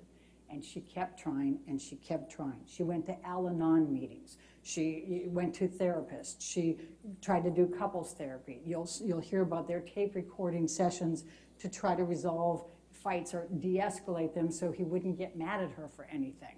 But you'll hear that he gets mad at her for all kinds of things. But he didn't want her to work. Here she's a budding actor who wants to be out there and succeed, and he doesn't want her to take roles. He starts controlling what she wears. He starts looking at her lines when she tries out for places. He nixes any romance scenes, sex scenes. He gets mad and accuses her of sleeping with every single one of her co-stars. It became a cycle of that, a control as well, emotional abuse as you go. But what's also significant in that is the property damage. And that's a hard one for Mr. Depp to be able to escape when he's claiming that he's such a docile thing and that it's all misheard. You're going to see pictures. He writes on mirrors, horrible things to her, writes on lampshades, on clothing, on countertops. In Australia, when you heard Ben talk about Australia, he wrote the third day as Amber comes out after she's barricaded herself and gone through a lot, and I'll back up on that in a minute. She comes out, he's got mashed potatoes spread across the top. He's written along the wall of the staircase going down all kinds of nasty things about her, and Billy Bob Thornton, the last one she was in a co-star with, and fucking ambition and all kinds of things like that. And then he's written on the lampshades downstairs, and then he's got more on the mirrors. And then, on top of it, you've got all the broken glass everywhere, and you've got the liquor everywhere, and it's just, and then he's tried to urinate messages to her. That's the Johnny Depp. That's the other side. Now, you're going to hear that Amber tried to protect him all the way through. She didn't want the public to know this. She didn't want his kids to know this. And so she didn't tell people about it. So let's go back. The first event that I told you about was 2011. And how do we know that it was in 2011? Because Amber was going to her therapist, Bonnie Jacobs. And Bonnie Jacobs has therapy notes of her sessions with Amber. And in those therapy notes, she chronicles the first time that Amber tells her that Johnny hit her. And it goes through into 2012, 2013, 2014. And you will see, and you will hear from Bonnie Jacobs, her saying, this is a cycle of violence. This is a cycle of abuse. You can't enable him. You need to stand up for yourself. Amber will testify about how Johnny would get so drunk and so drugged out that he would vomit all over himself, and worse, lose control of his bowels. She would clean him up. And you'll see Bonnie Jacobs in these notes saying, don't do that. You're enabling him. Don't do it. Leave him there. But what would happen was his handlers would then take care of him if she left him. So that's the story you're going to hear on that. Let me just tell you about a few of the events, and I'm going to start in Australia. That's the 3-day hostage. She gets there. Now, you will hear Mr. Depp testify under oath that for 15 to 18 months before the March 2015 Australia event, when he's there filming, that he's been sober, clean and sober. Then you'll see all the text messages for the last 18 months in which he's scoring drugs, in which you'll hear testimony from people in which he's gotten drunk and you know, taken all kinds of different drugs. The whole time. He doesn't get clean and sober. But he claims that he was clean and sober, that she came there, this is a month after they just got married. She flew in from filming The Danish Girls. She's there, and he claims that he was just sitting there calmly, and she was haranguing him. So he took a shot glass of vodka. And when he did that, she got mad, took the bottle of vodka, was 8 to 10 feet, about where I am from you, and hurled it at him, and it happened to just take off the bottom part of his finger. And then he says she came and burned a hole in his cheek. The testimony is going to be that he self-mutilated on a number of occasions and burned himself in the cheek and also cut himself. But Amber never did that. And you're going to hear from the experts testifying about this finger injury and how fantastic this version is. But the other part of it was he was with Marilyn Manson for the week before, scoring on cocaine. You'll see text messages of him getting it from his handlers, the cocaine and the liquor. And you'll hear so much before that. But Amber gets there, and instead what he does is he takes 8 to 10 tablets of ecstasy almost immediately. And the next 3 days are just a cycle of very, very, very violent activity by him. Amber keeps trying to calm him down. She tries to get him to eat. She tries to get him to sleep. She tries to do these things. And he would just, he was, at times delusional, paranoid. He would be, mad at somebody else. Then he'd be mad at her.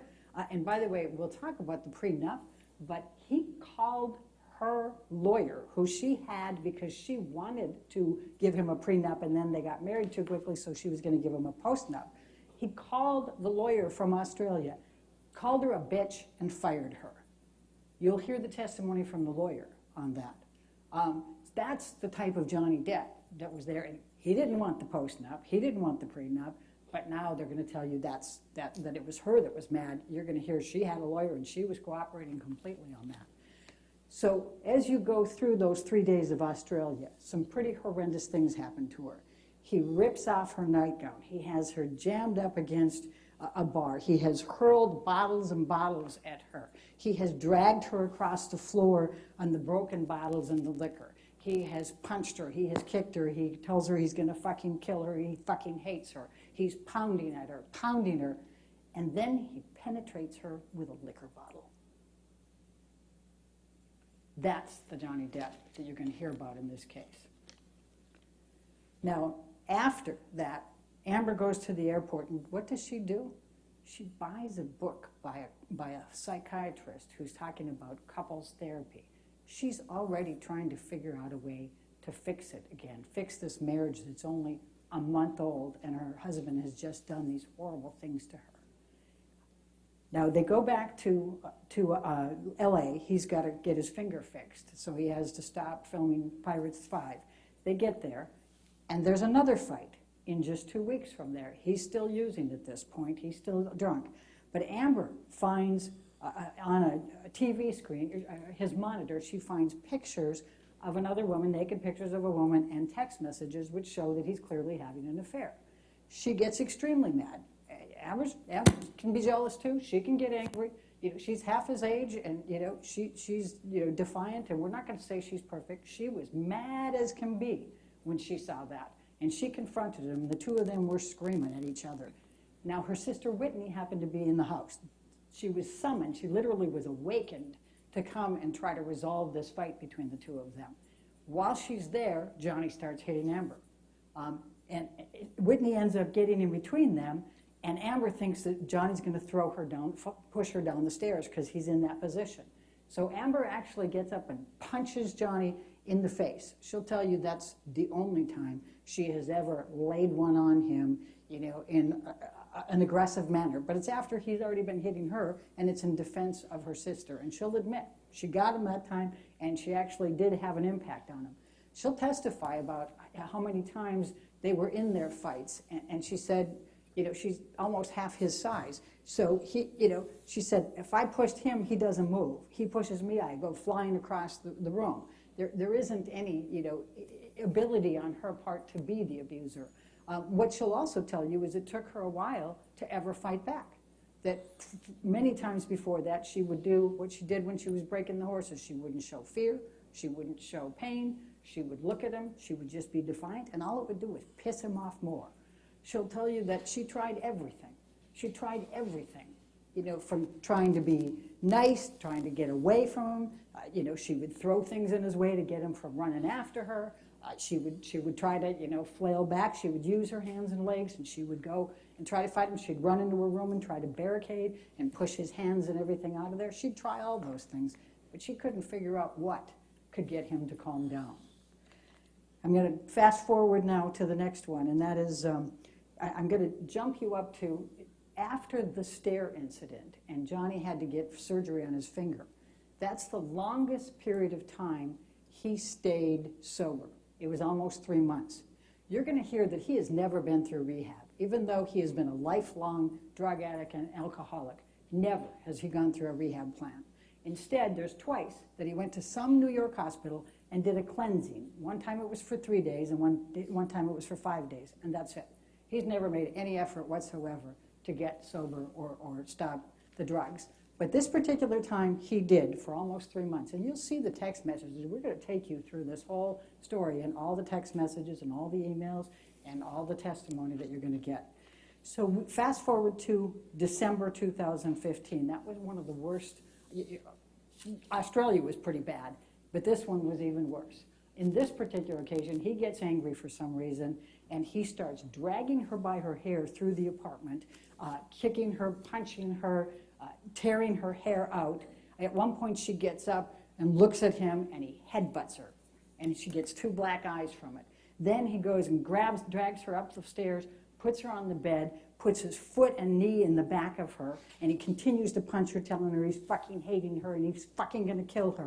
And he's got his boot stuck in the bed frame as he's doing it. And the force of what he's doing to her causes the bed frame to splinter. That's how much force. She is suffocating in the pillow, and she believes truly she's going to die on this one. She wakes up to her friend being there. She doesn't know how long that she was unconscious or subconscious. She doesn't know. But Johnny was gone at that point, and her friend saying, "Are you okay? Are you okay?" You'll see the pictures of all of this. You'll see the pictures of the hair. Imagine how much that must hurt. But the hair that's out on the ground. And you'll see the pictures of Amber. Now, here's the ironic thing. The next day, she's got to be on the James Corden show. And you can see the text messages. She's not sure if she can go. She's worried. She's got 2 black eyes. She's got a split lip. She's got bruising. She's got her hair missing. But her friends rally with her. She's got a makeup artist you're going to hear from, Melanie Iglesias, who does the best job of makeup you could imagine to get her through the James Corden show. And she does it. But you'll see the pictures, the before, and you'll see them then.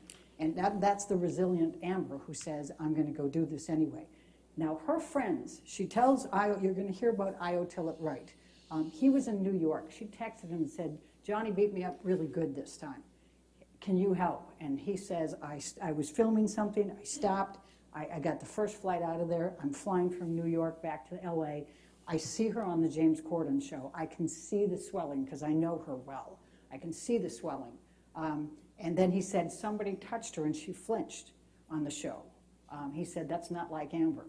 He got there. They hadn't cleaned up all the mess. He sees the hair. He sees the splintered. He sees all of the other things. And he is so upset. He was a good friend of Johnny's as well. He'll testify about all of his friendship with Johnny. But he put his foot down on that one and said, "You need to have consequences. You cannot do this to Amber anymore. I am not your friend anymore." Now, there were several people that were supposed to go to Johnny's Island, Bahamas Island, in December for Christmas. He was going to bring his 2 kids. He'd invited Amber's parents, who loved Johnny, and unfortunately her father used to drink and do drugs with Johnny a lot. And he was also going to take Rocky, her friend who lived next door in a penthouse, and her fiance, and Rocky's parents. Imagine being able to go to a Bahamas island for Christmas. What a cool thing to do. But they all were so upset what he did to Amber on December 15, they said, no, we're not going. We're not gonna condone this. We're not going. But he talked Amber into going. He guilted her into going. I'm gonna be with my kids. Please come. I'll be better. I'm gonna get better. Amber went. And then he ends up assaulting her even there and sexually assaults her even there. Now, you'll see a video from them of the Bahamas, the place that they stayed in on his island. And the video just conveniently leaves out the wardrobe in the bathroom where he committed the assault. He just goes around and makes it look like it's a one room and his kids were there and there's no way they could have done that. But you'll hear the testimony and you'll see the pictures. Then from then on, things really were bad for Amber, and she was really considering leaving him at this point. And she was talking to her friends and confiding. You'll see, the medical records. And in February 2016, I told you you'll see that video. That same night before the video, he called Io, Tillett Wright, and left him a voicemail message that he said was just absolutely delusional. It was crazy. He was pretending like he was the property management. It was just an insane call. And then the next day we have the picture of the video. Then we get to April 30th, or April 21st, 2016. Amber's 30th birthday party. She was going to turn 30 the next day. Pretty big event. Her friends had a tape that they put together of everybody giving her tributes. Johnny doesn't participate. They have a dinner and a party for her that night. Johnny says, I have a business meeting at 7 p.m. I'll be there after that. What kind of business meeting do you need to have at 7 p.m. when your wife turns 30? But that's Johnny, right? And he can't say that it was an important financial one because he'd fired his financial manager the month before when, as you heard from Ben, he was blaming him for all his financial problems, so he's the problem. So he shows up late, drunk, drugs, and after everybody, and he's even drinking while he's there, and he's telling the other friends, and you'll hear from one of them, that he's saying, hide the bottle from Amber, hide the bottle from Amber. When they all leave, she expresses her disappointment. He gets mad and assaults her again, including sexually assaults her. Then he goes away, and he doesn't come back for a month. Now, this is an important event, May 21, 2016. This is the last one, and this is the final straw that leads up to the DVTRO, the Domestic Violence Temporary Restraining Order. So he says he's coming over to get some clothes. He's going to go out on tour. She says, okay. He comes over, and his mother died the day before, and he's already in a state. He's been drinking. He's clearly high. And he comes in, and he's got on his mind this obsession that when she, on her birthday, go back to her birthday, the next day she and her friends went to Coachella, but his housekeeper had come in to clean after that, always did, and the housekeeper had found some feces on the bed and had been upset about it and taken a picture and sent it to him.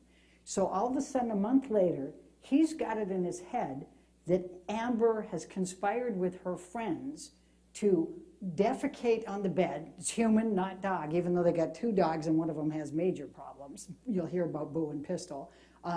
And somehow Amber was doing this so he would get back there and find it, even though he had no intention of coming back, and even though the housekeeper was there. And he won't lose it. He won't get rid of it. He's just obsessed with it. Then he decides that it's Io Tillett Wright who did it, even though Io wasn't at the birthday party and wasn't even in town. So Amber gets Io on the phone. Io's in New York. And she says, this is what Johnny says. Can you please just calm him down? Tell him this isn't true. Tell him we didn't do it. We don't have a conspiracy here. And Io's thinking, what? And you'll hear from Io, he'll say, Amber's fecal phobia. I mean, she can't even, she's so embarrassed about that stuff. She would never conspire, never do anything like that to him. So they're kind of laughing at the absurdity of it, and that was the biggest mistake, because that triggered his anger. And then he started hitting Amber. He grabbed the cell phone from her, wound it up, and bashed it into her face. And you will see the pictures, you will see the bruise there, and you'll see the form of it there. Now, Io's very, very upset. He's worried because he knows about the December 2015, and he says, Amber, get out of there, get out of there. You know, are you safe? You know, get out of there. You know, as Johnny's storming around, and he calls Rocky, who lives next door, and then he calls 911. And it's not clear, you know, whether Amber said call 911 or he said call 911, but he calls 911. But he's in New York, and he's genuinely concerned for her safety. So he calls 911 there, and he calls a friend in LA and says, please call 911 and just tell them this, so they get somebody there so we can get somebody fast. I don't know what's going on. So the police are called twice, essentially. Now, here's what happens next. Johnny goes around and he trashes the apartment before he leaves. He loves to do that. You're going to hear about his penchant for that. Does it a lot. And you'll see a picture of him in the elevator afterwards, leaving with his bodyguards, and he's a little agitated there. And the police are called. You will see pictures of Amber with metadata on them, both before, during, and after the police officers are there. But what happens is Amber calls her attorney, the one that she had consulted after the December 15 event. And the attorney says, if you press charges, they'll arrest him. And Amber says, I can't have that happen. I don't want his kids to know about this. I don't want the public to know. I can't have that happen. So when the police show up, she refuses to cooperate. She says, on the advice of my attorney, I'm not going to cooperate. But her friend, Rocky, whose fiance was there, Josh, at this point, he takes them around and shows one of the police officers all the property damage around the house as well. And the police officers say to him, look, she's got the red mark on there. You know, if you just give us the name, we'll go get him. And he says, no, I can't. She won't let me. So they leave. Now, here's what happens and creates all of the noise here that you're going to have to deal with. So the police officers don't make an incident report. They don't take a report. They don't document the property damage. They don't document the facial damage. Instead, they go out and they write on their CAD, that's their little system in there, they write verbal dispute only, victim uncooperative. That's their language for we don't have to write a report. You'll see that the police officers have another one later that night, and they put verbal dispute only. That's their magic language. Now, that's notwithstanding that you will see these pictures, but Amber wasn't cooperating with them, and they were quite convinced she wasn't going to. So as many domestic violence, calls that they take, they're not going to, this is one that they figure it's gone. Now, the other police officers come 2 hours later. They've cleaned up the place at this point. They don't know that these police officers are arriving, but when they do arrive there, they try to discourage them even from coming in. Josh answers the door, says, no, the other police officers were already here. And he says, and they say, no, but we just have to see her. And they have body cams, by the way, so you'll see the body cam footage of this. So they go through and they do that. And one of the significant things is you'll see on the CAD that the two police officer sets are communicating with each other. And that first set says, I don't think she's going to change her mind. And they know who the officers were the first time because they say officer signs. You'll hear this, and you'll see it in that body cam footage. So they go through. Amber says, no, everything's fine. You can see on there, and they leave. Now, the reason this is so significant is what they have done with this in creating, and that's part of the counterclaim, and what their version of the reality is that Amber calls the cops. Then they don't see any injury, so they mess up the place, splash a little wine, and then call another set of cops. Does that sound like the situation here? No. And it's really important to look at the evidence and think about this. You'll hear from many, actually, I don't know how many of the police officers we'll put on, but we have, between 4 and 6 LAPD police officers and experts who will say those police officers, even when she declined to cooperate, should have taken a report. They should have documented it. That was police policy. So when faced with this big public, DVRO and all of the publicity later, now they go back to the police officers and say, hey, wait a second, you didn't take a report. You said it was a verbal dispute only. They're stuck. If all of that was true and they admitted it was true, then they violated policy by not doing the report because they were supposed to take a report. So the police officers chose the other and said, no, there was no evidence.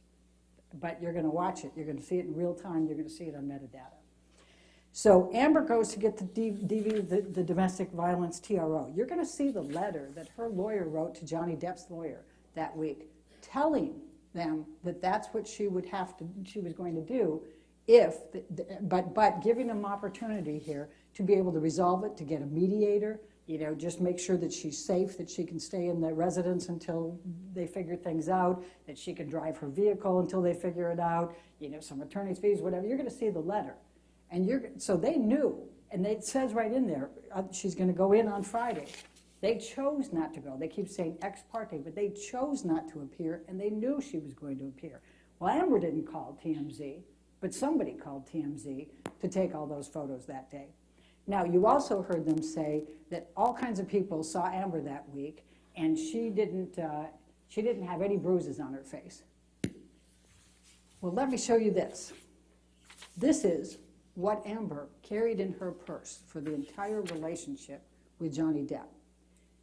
She's an actor. Do you honestly think she would have left her apartment ever without makeup? Do you think that she ever would have wanted other people to see her bruises and her cuts?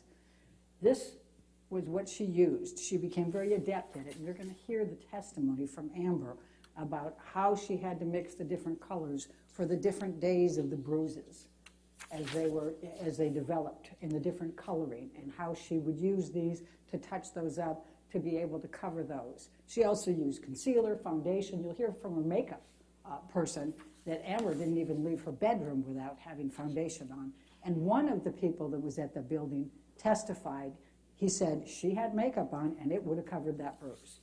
So that's the testimony on that. Now, let me talk about the divorce just for a moment. So they go through, they have the 2 months of trying to resolve the divorce. Ben already told you that they signed a joint statement in which Mr. Depp admits that she did not make any of these allegations falsely and not for financial gain. But they brought up the donations, so I want to talk to you about the donations for a moment. Now, here's the story. Amber didn't have a prenup. She didn't have a postnup. She was more than willing to do that, but as I told you, Mr. Depp fired her lawyers and said, only till death. That's the only way we're going to part is through death. We don't need a postnup. We don't need a prenup. That's Johnny. It's true his advisors were all telling him, get one. And she said, I'll get one. And she hired a lawyer. But anyway, she didn't have a prenup. So what you're going to hear is that meant no matter what, whether it was abuse, adultery, irreconcilable differences, abandonment, doesn't matter. She's entitled to 50% of everything during that marriage. Well, he did Pirates 5, and he did 2 other movies during that time. And you'll see that he made $65 million during those 2 years. Half of that is 32.5. Amber didn't want that. You'll see a letter, you'll see an email from her lawyer that she forwarded on to her agent, who became Johnny's agent later, saying, I want you to sign this because you're entitled to a whole lot more than $7 million. And I don't want you to come, basically, I don't want you to come back and sue me for malpractice. That's what her lawyer tells her. And then her lawyer says, I offered them even less than I demanded less than they offered. In other words, the $7 million was less than Mr. Depp's team was even offering to her. And she said, I just want to be left alone. I just want to get out of this marriage. I don't want it. I'm not doing this for financial gain. So she didn't take the money. So she said, I'm going to donate all $7 million of this to charity, half to the ACLU, half to Children's Hospital. And then what happened was, and by the way, the $7 million was paid out over time. It's installments. It was over, you'll see the documents, but it's over a couple of years, right? So his business manager, Ed White, you'll see the letters, he sends the first $100,000 out of the $7 million to each of them and says, this is a pledge towards the $3.5 million that Amber's donating, and she'll be paying that in installments. So everybody knows she's paying it in installments. You're going to hear differently from them now, but you're going to see that was the admission at the beginning. You're going to hear from Children's Hospital and the ACLU that they assumed this was a pledge paid over a period of time because that's what they do because of tax deductions and things of that nature. So Amber she makes a $250,000 payment to Children's Hospital. Then she also makes a $250,000 payment to Art of Elysium, which is another charity that she worked for. And used to feed and used to do a lot of arts work with the Children's Hospital. She pays $350,000 to the ACLU. Now, in addition to that, she also was dating Elon Musk by this time. you'll find out that Mr. Depp is obsessed with Elon Musk. But she's dating him, so he gives $500,000 to both of those charities in her honor. Now, she doesn't claim that's part of the $7 million. But what happens is that she makes her payments up through 2018. Mr. Depp sues her March 1, 2019 in this litigation. She can't afford right now to be making those pledges. She's got to defend herself. But she has every intention of continuing to make those payments. She has been a lifelong person who has served charities. She used to volunteer at Children's Hospital 3 times a week when she could. She's very much that kind of person, and she intends to. And both ACLU and Children's Hospital will tell you they have no reason to believe she won't be good on her pledges. There's nothing that required her to do a certain amount at a certain time, and she will give it to them once she's able to afford it again. Now, let me talk about the counterclaim for a minute. And then I have to promise to let you go at some point, don't I? So Mr. Depp has decided, you heard from Ben, you're going to see some really, really terrible text messages from Johnny Depp on how he viewed Amber Heard. He calls her some horrific names. But in the summer of 2016, he vows he's going to haunt her. He vows she's going to suffer global humiliation. He says he's going to live in her and she will never forget him. And he meant it. So, in the summer of 2018, you heard Ms. Vasquez say he wants to clear his name, he can't be called a wife beater, etc. But an article, an op-ed appeared on the Sun Times in London. They called him a wife beater. It was written by Dan Wooten, the CEO, or the chief editor of the Sun at the time. And he is writing because Johnny Depp is being cast in Fantastic Beasts 3. And so the article is, why is J.K. Rowling genuinely...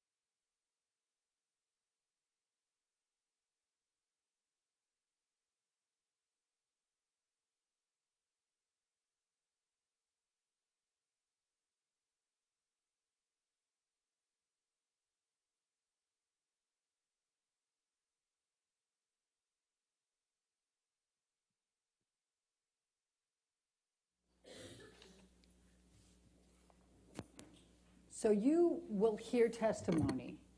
Let me back up a little bit. So you have heard from Mr. Depp's team that they are going to claim that Amber Heard abused Johnny Depp. You also are hearing from them that he says that she cut off his finger. When you look at the text messages and you look at the emails, you will see that in every one of those, Mr. Depp said to Dr. Kipper, to David Heard, Amber's father, and to others, I cut off my finger. You will see that. He never, throughout the entire time he was married to Amber, ever claimed that she hit him. He never, ever, throughout the time he was married to Amber Heard, claimed that she cut off the finger. Only 2 years later does he, for the very first time, start claiming she abused him and start claiming that she cut off the finger. I'm going to ask you to look hard at the evidence in this case because the evidence is going to show that it never, ever came up before. Now, let's talk about the counterclaim for a few minutes. There's a few statements here. Now, they've said, why are you suing Adam Waldman? You heard from Ben that Adam Waldman didn't come into Johnny Depp's life until October 2016. He wasn't there for any of their marriage. He doesn't have any personal knowledge of their marriage. Everything he does is based on Johnny Depp. Johnny Depp used Adam Waldman as his agent, and you will see a bunch of texts where he's saying, yeah, man, he's going after these people. He's doing all this stuff for me. He's suing my business manager. He's suing the lawyer. He's going at, he's doing all this. He's also going to the press and making all kinds of statements about Amber Heard. And those statements are as follows. And Heather, if you can pull up the first.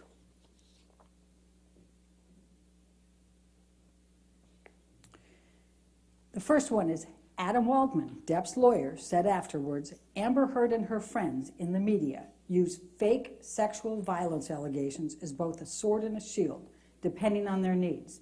They have selected some of her sexual violence hoax facts as the sword, inflicting them on the public and Mr. Depp. Now, there isn't any sexual violence hoax. There isn't any hoax at all. But he's out there affirmatively stating that she's got this conspiracy with her friends and she's making these things up. And it's very, very damaging and harmful to her. The testimony will be that these Depp fans take and run with these things. And you're going to hear from an expert who talks about computer-wise, when you search the hoax and you see that it just spreads out into the internet and the social media and generates a lot of negative publicity for Amber. Statement 2, please. This was made in April of 2020. Depp's lawyer, Adam Waldman, said the various discrepancies prove that nothing Heard and her friends said about the events of May 21, 2016 could be considered credible. Quite simply, this was an ambush, a hoax. They set Mr. Depp up by calling the cops, but the first attempt didn't do the trick, he told DailyMail.com. The officers came to the penthouses, thoroughly searched and interviewed, and left after seeing no damage to face or property. So Amber and her friends spilled a little wine, roughed the place up, and got their story straight under the direction of a lawyer and publicist, and then placed a second call to 911. Now, I've already told you all about the events of May 21, but you're also going to hear from the second set of officers. There's no way that Amber was trying with her friends to now get charges pressed against Johnny. They'd cleaned everything up. They didn't want him in there. The absolute opposite of what he says there. The third statement, if you may. Depp's attorney, Adam Waldman, said, when Amanda Day Cadenet, that's a friend of Amber's, Amber Heard's best friend and Me Too activist, recants her support for Ms. Heard and testifies against her, you know we have reached the beginning of the end of Ms. Heard's abuse hoax against Johnny Depp. Amanda Day Cadenet never testified against her, but that's not the part that we're claiming is the defamation. It's abuse hoax against Johnny Depp. In other words, in all of these articles, he's saying that she created an abuse hoax, and you're going to make those determinations of whether that's true or not. But what we're going to show you is that that not only was tremendously damaging to Amber emotionally, and you're going to hear from an expert on domestic violence and intimate partner violence, IPV, about how those triggers happen when you have somebody who's gone through all of this and she's trying to heal and she's trying to get past this, and then bam, you come in there and you inflict this and put this out in the public, and everybody runs with it. There's over 1 million, we're going to tell you about 1 million different searches on the Twitter from these different hits, how that impacts her emotionally every time somebody calls her a liar for what she went through and how hard she tried to protect Johnny Depp so that his children and the public never found out about that Johnny Depp, and how much that has harmed her and how much emotionally that's impacted her and re-triggered. But we're also going to talk to you about the reputational damages for that. Amber made it through the divorce. Then she got cast in Aquaman. A few of you saw that. That was a blockbuster. It was the highest grossing movie in DC Films history ever, up to this point. It hit over $1 billion in a very short period of time. It was a mega, mega hit. She was moving forward. Then she gets hit with these defamatory statements and all of the Depp followings and the computer and Twitter and everything else. Nobody wants to touch her. And you're going to hear from an expert who's going to say, look at Jason Momoa, look at Gal Gadot, look at other people who started coming up in those tracks from she was Justice League and then Aquaman. Look what they're getting. They're getting commercials, they're getting all kinds of different film opportunities. These are the things that she would have gotten. Nobody will touch her. She's a pariah. And we're going to ask you, as Ben said, to hold Mr. Depp responsible. Enough is enough. But we're also going to ask you to hold him responsible and try to fully and fairly compensate Amber for what he has done to her. Thank you very much. Thank you, Ms. Bretterhaw. Based on the time, ladies and gentlemen, I think I'm going to release you for lunch a little early so we can just start with the first witness when we get back from lunch. I think it's just a natural break. So if you want to go ahead and go with the deputy, just remember, don't talk to anybody about the case and don't do any outside research, okay? And we'll be back here let's get back at, I'll give you a little extra time to 1:45, okay? Just to give you some extra time downstairs, okay? All right, thank you. If you would go with Deputy Luce.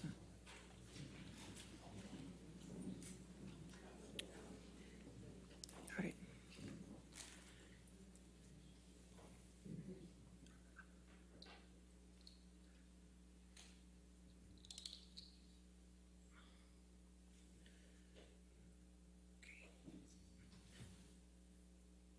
Does somebody have the motion limines for me? I don't think I've received those signed orders.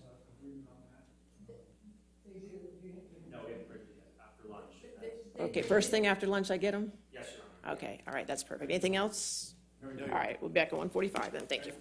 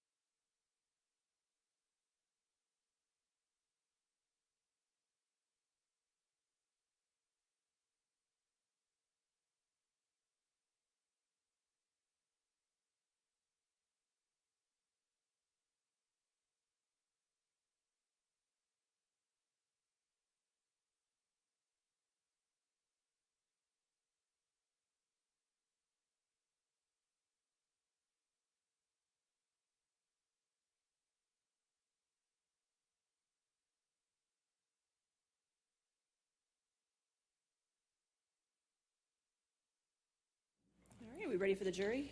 Or do we have the motion in limines? Oh, we do. Okay, if I could just get those, I'd appreciate it.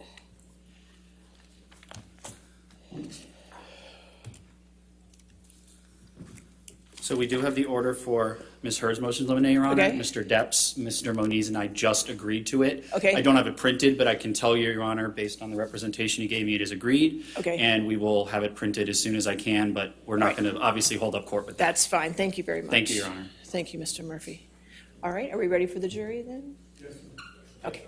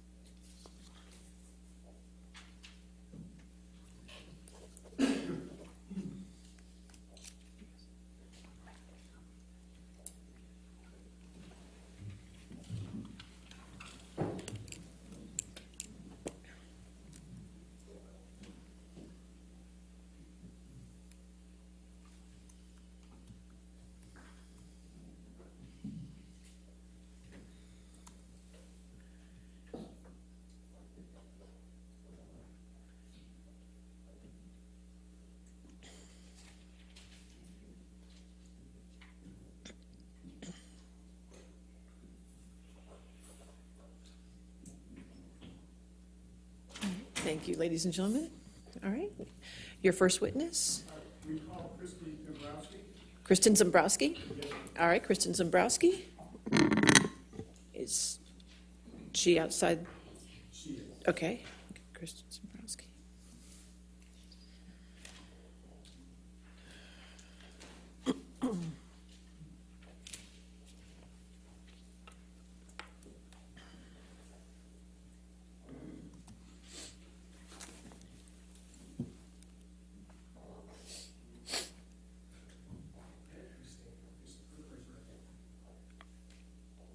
Do you solemnly swear or affirm to testify truthfully in this case under penalty of the law? You have to verbally answer, ma'am. Okay, thank you.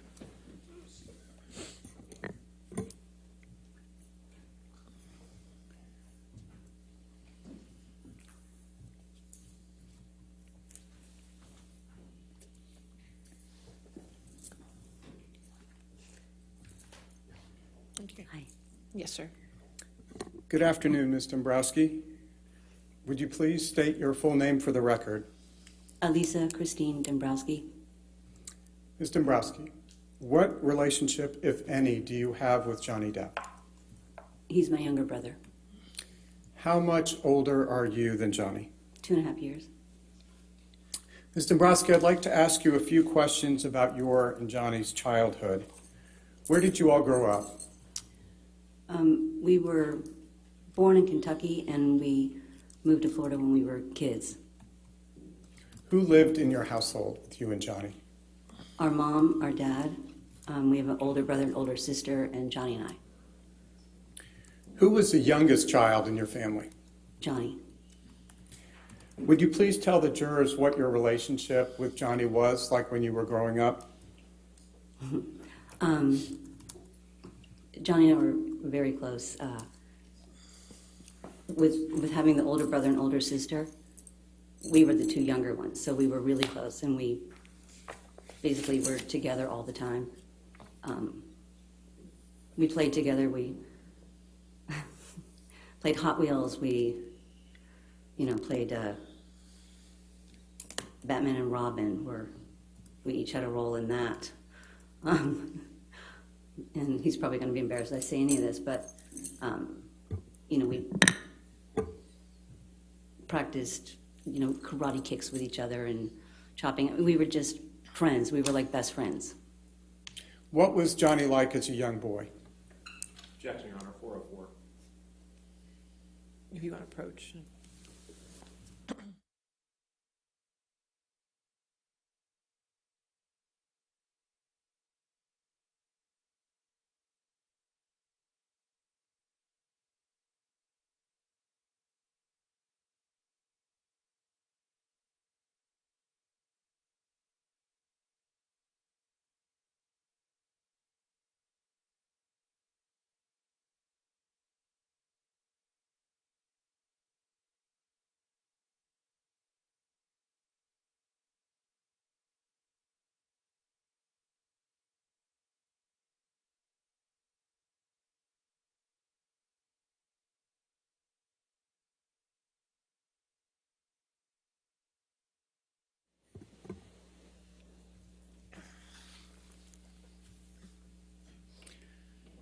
As I was saying, Ms. Dombrowski, what was Johnny like as a little boy? He was a shy, sweet little boy. He had a very caring personality, but also he was a little bit of a clown. He loved to, play tricks on us or try to scare us. He was a very typical, happy little boy.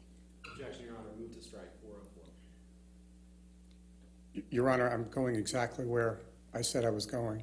All right, I'll stay in the last part of her answer, and we'll go forward from there. Thank you very much, Your Honor. Ms. Dombrowski, how would you describe your parents' relationship? That was complicated. Would you please explain to the jury what you mean when you say your parents' relationship was complicated? Our parents they had two completely different personalities, and where our father was also a very kind, patient, loving, gentle man. And our mom was the opposite. She was very high-strung, very nervous, anxiety, angry. So they were completely opposite people. What was your mother's first name? Betty, Did your mother, Betty, ever get angry with your father? yes. How would your mother express her anger toward your father?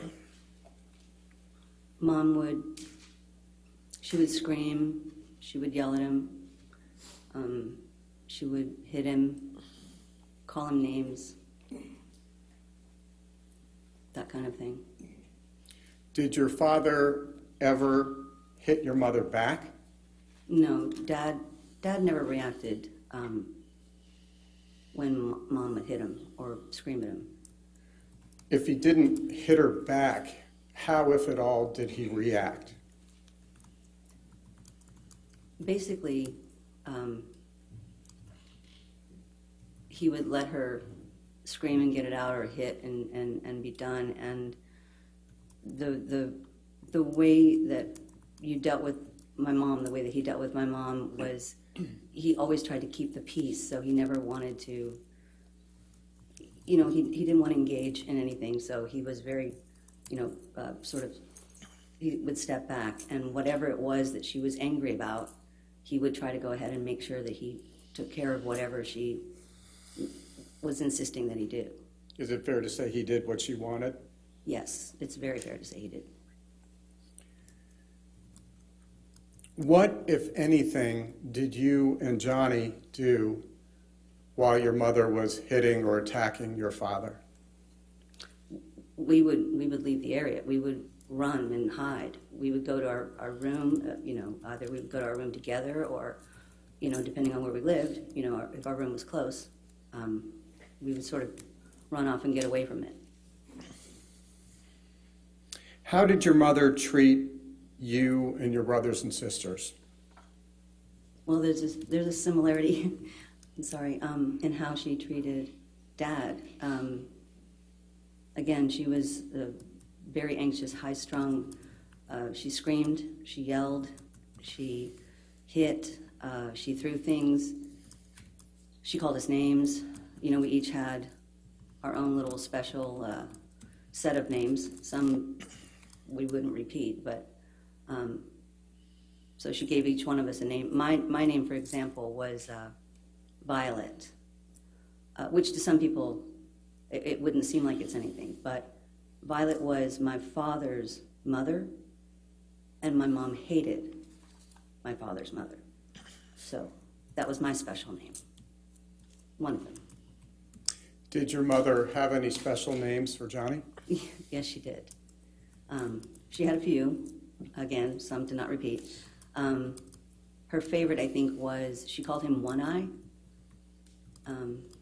And she called him that because when he was young, the doctors thought he had a lazy eye, so they would put a patch on his good eye so that they would strengthen the other eye. So she used that as, a way to find a new fun name for him. How did Johnny respond when your mother would call him One Eye? He didn't respond in any negative way. Those names they were just a way of life. We got used to them. We accepted all of it. Putting aside the names, did your mother ever get angry with you? Yes, Did your mother ever get physical with you? yes, she did, but I was also very quiet, very shy, and I learned early on to stay back. So I was more in the background because I would constantly sort of stay in the background to stay away from trouble. Ms. Dombrowski, when your mother did get physical with you, what forms did that take? Well, she would hit us. She would throw things. She would have us go pick a switch, off of a tree, so that would be what she could hit us with, and make sure that we got one that was nice and green. So I'm sorry, I don't mean to interrupt. Why did it have to be nice and green? Well, if it wasn't a nice green twig, it would snap. Those didn't break. If you got a dry one, they snap. They don't work the same. Did your mother ever get angry at Johnny? Yes. Did you ever observe your mother hitting Johnny? Yes. How, if at all, did Johnny react when his mother would hit him? He was a typical little boy where if it hurt, he would cry. That was it. I mean, for the most part, you just wanted to get away from it. Did Johnny ever hit his mother back? No. What about when he got to be an older boy? Did he ever resist or hit her No. back? No. No. When he was older, even if she hit or threw things, he never went to that place. He would get away. He would, leave the area, go to his room. Ms. Dombrowski, did there come a time when you left the family household? Yes. When did you leave the household? I left when I was 17. I was pregnant and got married and moved out into my own place. How did it feel when you left the family to go out and go to your own place? I think there's a bittersweetness to it. I was really young. I had just turned 17. But I was so looking forward to this new life that I could create that was different from what we had at home. And so there was a part of me that was really happy to be able to do this, really excited. And there was another part that was sad because I left behind my little brother and my dad.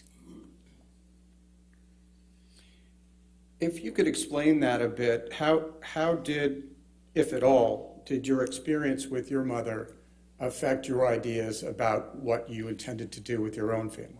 Well,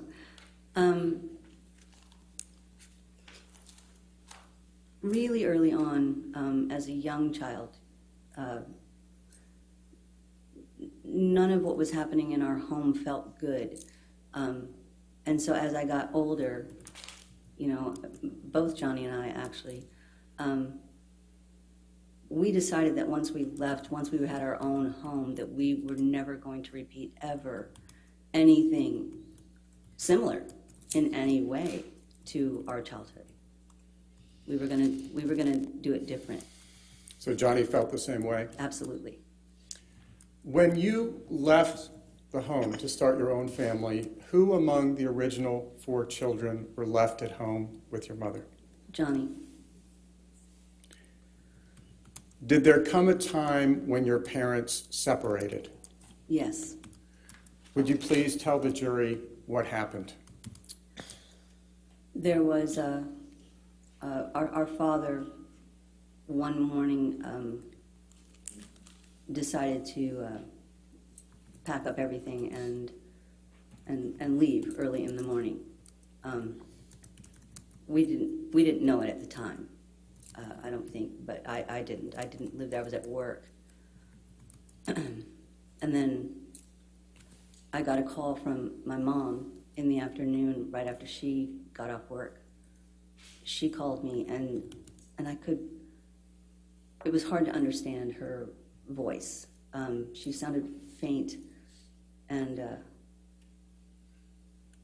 kind of groggy, but she kept saying, "He's gone, he's gone, he's gone." And I was trying to get out of her, "Was it Dad?" And she said, "Yes, your daddy."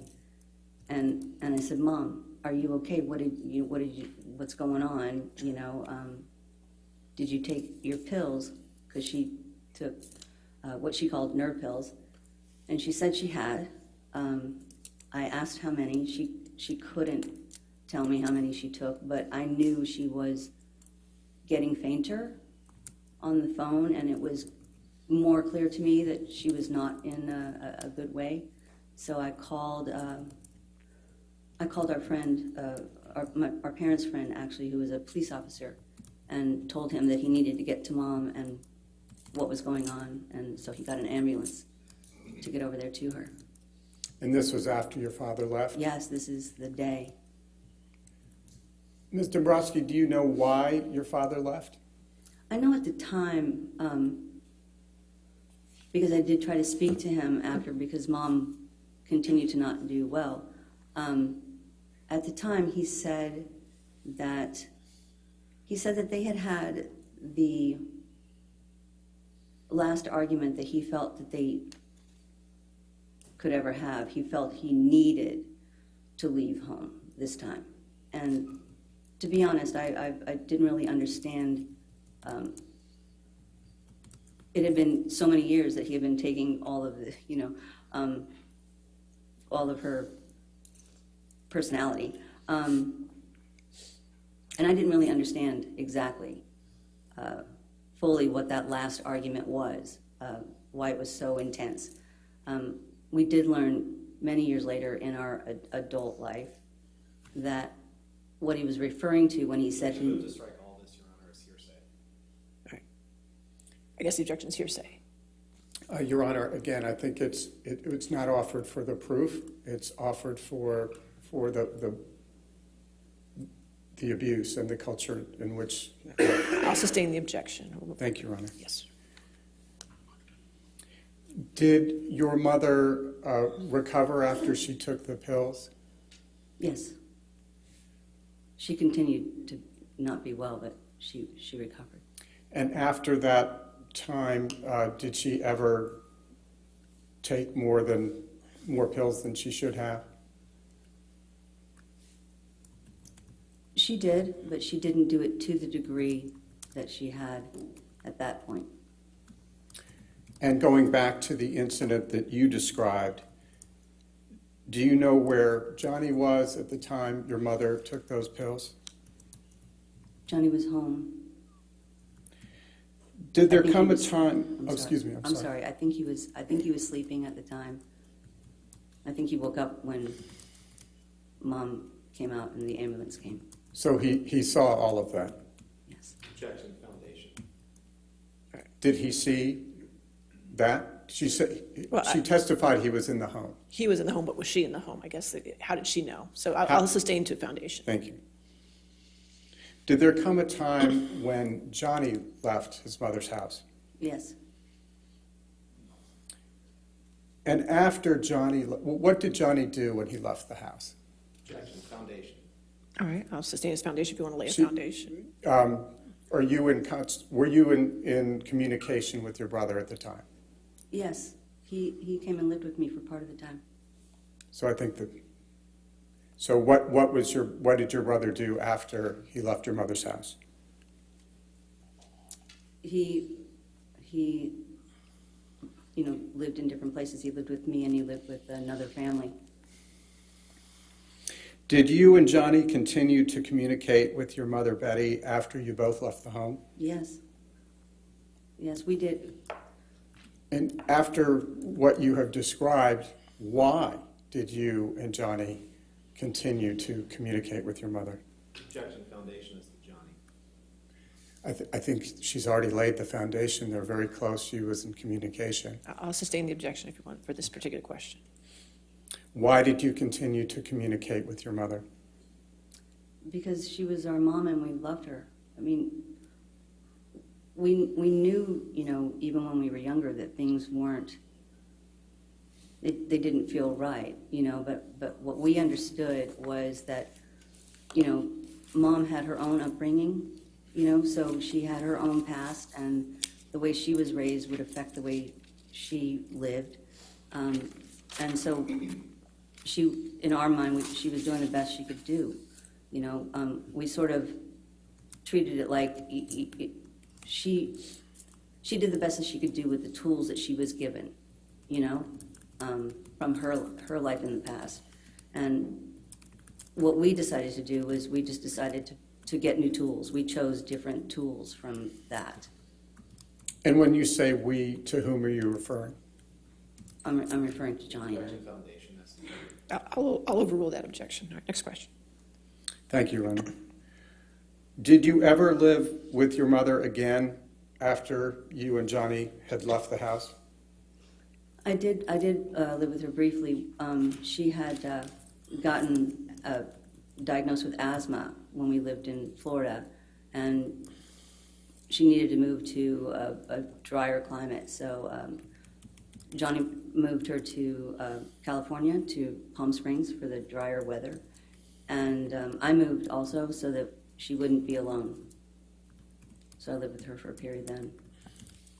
And if you could just please elaborate on what role, if any, Johnny played in your mother's move to Palm Springs. He was the only reason the move could happen. He purchased her a home and paid to have everything moved out there. Did there come a time when your mother ever left Palm Springs? She moved from Palm Springs to be a bit closer to where Johnny and I lived in the LA area. She lived there for a bit, and then ultimately she went back to Kentucky.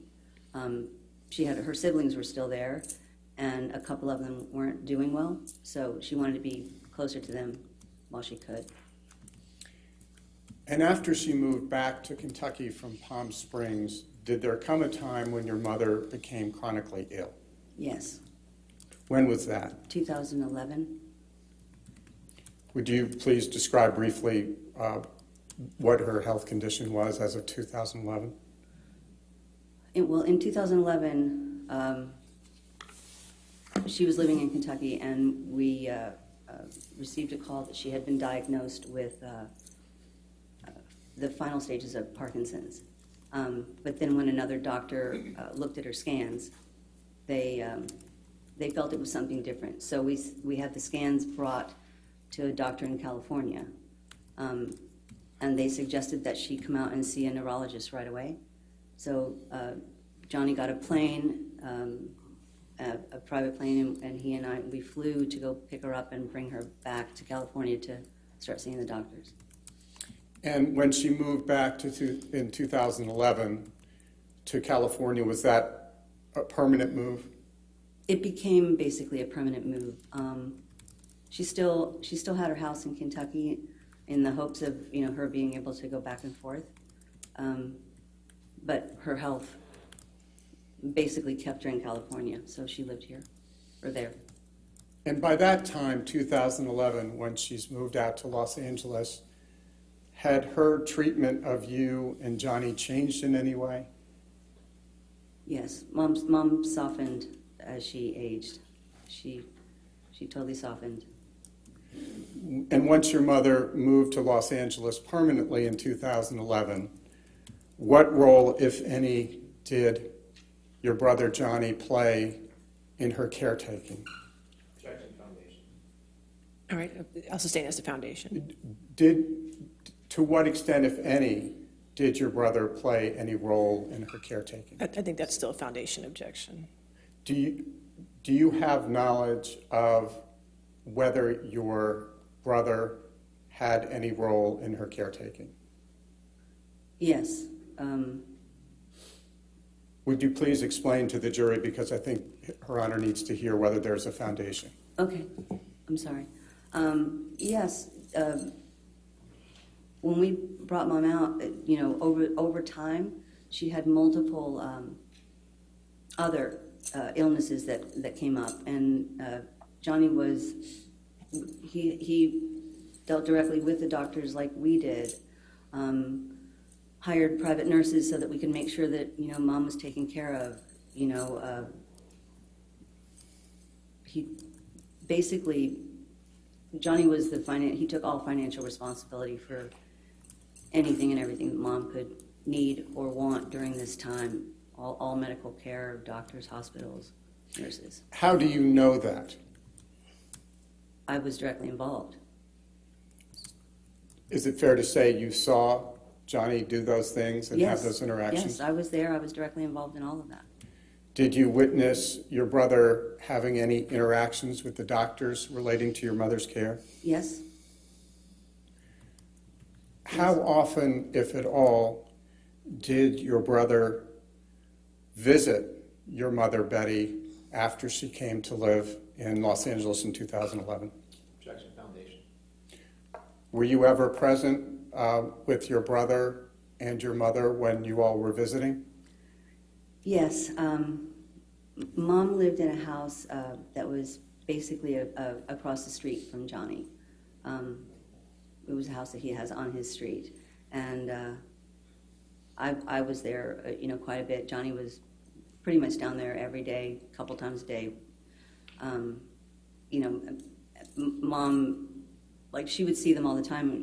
One of her favorite things was watching Johnny take the kids to school and waving at them because she never got to do that before. So, Who were your brother's kids? Lily Rose and Jack. We'll get to that in a little bit. Did there come a time when the family was considering putting your mother in a hospice? There was there were conversations with the doctors that we should start to consider that, since we weren't 100% sure with the variety of conditions that she had, what we needed to do. The idea of hospice was something that felt like, since we didn't know a time frame, the idea of introducing new nurses or something, at a certain point in someone's life where they recognize there's a difference, and that could be frightening for them. So we didn't want to instill any fear. Johnny's big on Mom not having fear. So instead, that's when we hired nurses, so that the nurses could be there 24/7. And and she would have people continuously throughout her life that she knew that they were friendly and cared for. Did you actually have a conversation with your brother about the possibility of your mother going into hospice? Yes. Did he express an opinion about it? Yes. Well, this is where it all comes from, because the idea of hospice, which is an amazing thing, but for someone who, when you don't know, with the variety of illnesses, you don't know what a timing is, the idea of introducing it, new people, is something that becomes almost a signal, and this was a very big discussion. This is why the nurses were hired.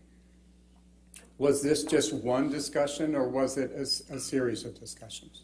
Objection, calls for hearsay. I'm not asking for hearsay. I'm just asking about whether it was discussed once or a number of I'll times. overrule the objection. Go ahead. Was this just one discussion, or were there more discussions among you and your brother about how to best care for your mother? We had continuous discussions. As a matter of fact, I mean, there were daily updates. He knew every day everything that was happening with Mom. Whether he was in town, out of town because he was working or traveling, I made sure, because it's hard when you know that someone wants to be there and they can't. So I made sure to fill him in on everything. It's not offered for the truth of it. I'll overrule the objection. Go ahead. Did you ever see Johnny's children, Jack and Lily Rose, over at your mother's house across the street from Mr. Depp? Yes. Ms. Dombrowski, I'd like to change subjects right now, if that's all right, and ask you to please tell us a little bit about your work life. Did there come a time when you worked in the entertainment industry? Yes. I started working when we moved from Florida to Palm Springs. This is why I lived for a short period with my mom. I got a job at one of the studios in Los Angeles. Which studio was that? It was Columbia Pictures. My title was, I was an executive assistant to the executive vice president of comedy development. And what were your job responsibilities when you started there? I handled my executives' daily schedule, meetings, budgets, scripts, phone calls, and then in addition to that, we had there were 4 other executives, and they had assistants. So my desk was also to oversee those assistants, and when we had writers come in, I oversaw those assistants as well. It sounds like a big job. It was a good job. How long did you work at Columbia Pictures Television in that role? I think it was about a year and a half. Why did you leave after a year and a half? Columbia itself started folding different departments, and our comedy development being one of them. And so some of the employees that worked there went to work for Sony or TriStar, other sort of arms of the corporation. And I was the last one there, sort of wrapping up the department to go on to my next job. So after you wrapped up the transition, the closing up of the department, what did you do in terms of your work life? I went to work with my brother. In what capacity? When you say your brother, to whom I'm are you sorry. referring? I'm sorry? I'm sorry, when you say your brother, to whom are you specifically referring? I went to work with my brother, Johnny. What type of things did you do for your brother, Johnny? Similar things to what I was doing with the other boss that I worked for before, but with Johnny, I was helping him anyway as a sister, bits and pieces before I started working with him. So there were things like travel and meetings, setting meetings, making sure he had his the scripts that were coming in, and he knew all the information about them. And any kind of publicity stuff that he had to do, because I really started to do this job with him because there was one time that I had gone to his house and I was helping him get ready to go on a trip, and his ticket, I read it out loud and it said standby, and I said, "Why are you on standby?" He had no one looking out for that kind of stuff, so I did all of that. How, if at all, did your work for your brother change over time? Well, over time, it sort of grew. Well, not sort of, it did grow. His agent, I worked sort of hand in hand with his agent, and, as she got to know me more and I got to know her more, there were other parts of her job, actually, that she would give to me. So, instead of just doing scheduling meetings and calendars and travel, now I become a person who's talking to producers or, as it expands, all the executives at the studios and studio heads, and I become a part of contract negotiation, etc. It just grew.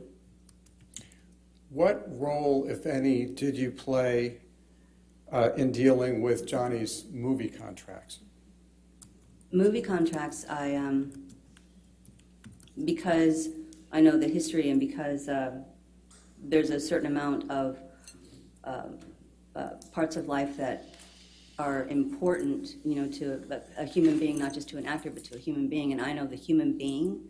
I was part of mostly negotiating parts like there's an area called perks, and perks means anything and everything that an actor would need in order to perform his duties, and in order to to also move right to the location to do the duties. So I was part of all important dates that needed to be considered in a calendar, making sure the house was what he needed to have for the family, the travel to get there, making sure he had his staff, drivers, security, pretty much anything necessary was in that. Ms. Dombrowski, can you give the jury some examples of some of the things you put on the perks list?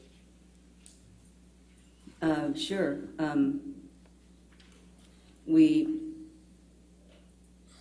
It was really important, as Johnny had a family, it was really important to be able to make sure that we were given the opportunity to find the right accommodations, and the accommodations for the children, a house that, could, give them a home away from home with a garden, all the travel to make sure that they all get there.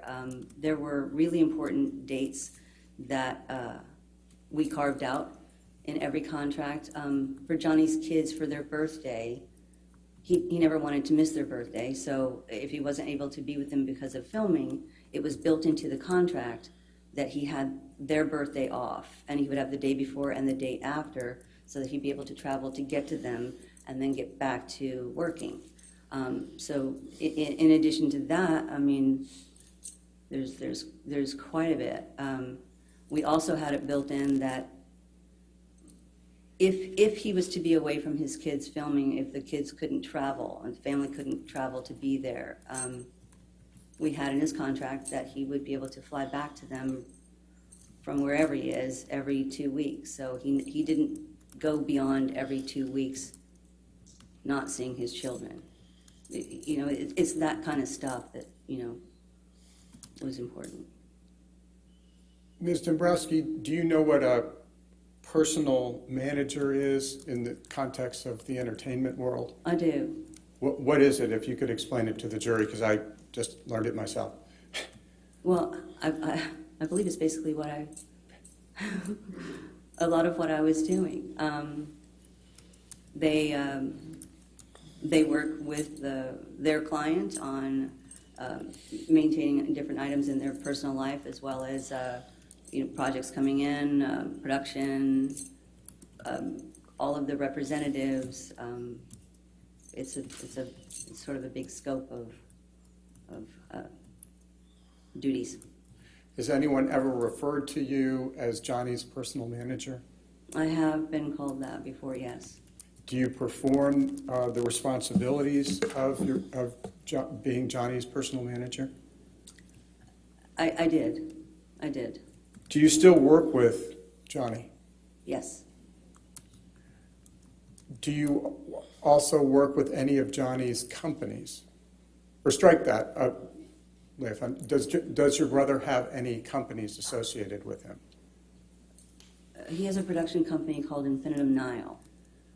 What type of company is Infinitum Nile? It's a production company.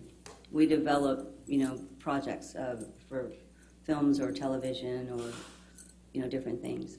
And putting aside your responsibilities as your brother's personal managers, what role, if any, do you play in Infinitum Nile? I'm president of Infinitum Nile. When did you start working at Infinitum Nile? From the beginning, in 2004. I think we started in July 2004. And would you please explain to the jury some of your responsibilities as president of Infinitum Nile? My duties as president were I oversaw everything within the company, the staff where we were developing projects. where, you know, maybe there's a book that people want to develop into a film or a TV show or different ideas. So I oversaw that, oversaw all of the development, their schedules with meetings with different people to take those projects out, to pitch. There's so many tasks to that job. I don't know how to really lay them out. Ms. Dombrowski, when did the first Pirates of the Caribbean movie come out? I think it was 2003, I think. What was your brother's role in Pirates? He was Captain Jack Sparrow. Fair to say that was the lead? That was the lead. How did the first Pirates of the Caribbean movie fare at the box office? It did very well. I think it surprised people and did very well. People really, they loved, you know, the entertainment of it, you know, the total ride. Did the success of Pirates 1 change Johnny's career in any way? I would have to say yes. The success of Pirates 1, it became,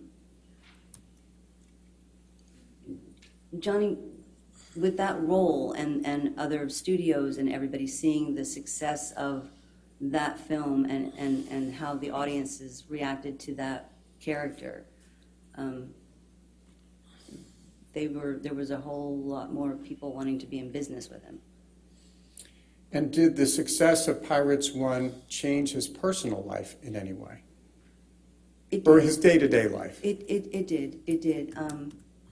Because where prior to that, you know, he was able to go out somewhat. You know, he could, you know, go to different stores, go to bookstores, go to restaurants.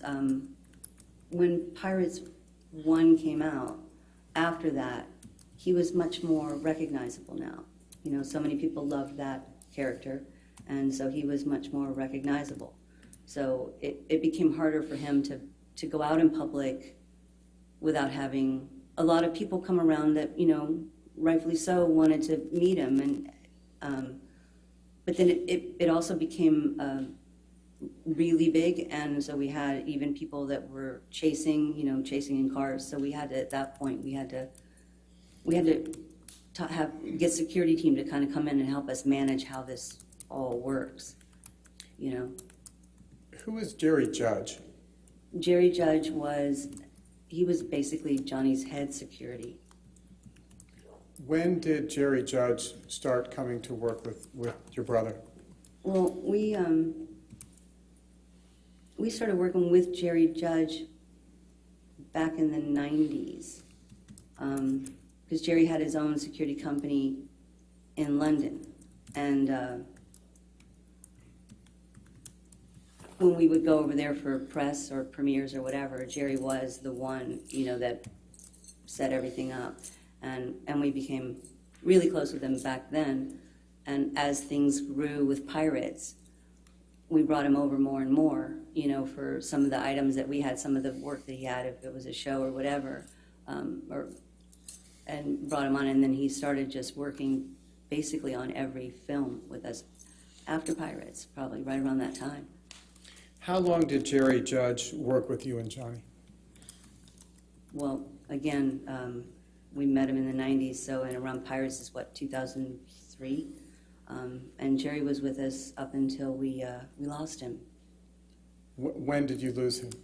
We lost him a couple of years ago to cancer. What was Jerry's relationship like with Johnny? Objection, foundation, Your Honor. All right. Did you ever see Jerry Judge interact with your brother? Sustain the objection. That's leading the next question. That's fine. Thank All right, you, go Your Honor. What, if any, observations were there any times when you saw your brother interact with Jerry Judge? I saw the two of them interact quite a lot, and they loved each other. They were like, you know, Jerry thought of him as his like a son, and sometimes as a brother. They really did love each other, and so much respect both ways. Move to strike all of that. I don't think there's any basis to strike that. I think it was most responsive to the I'll question. overrule the objection. Go ahead. Thank you, Your Honor.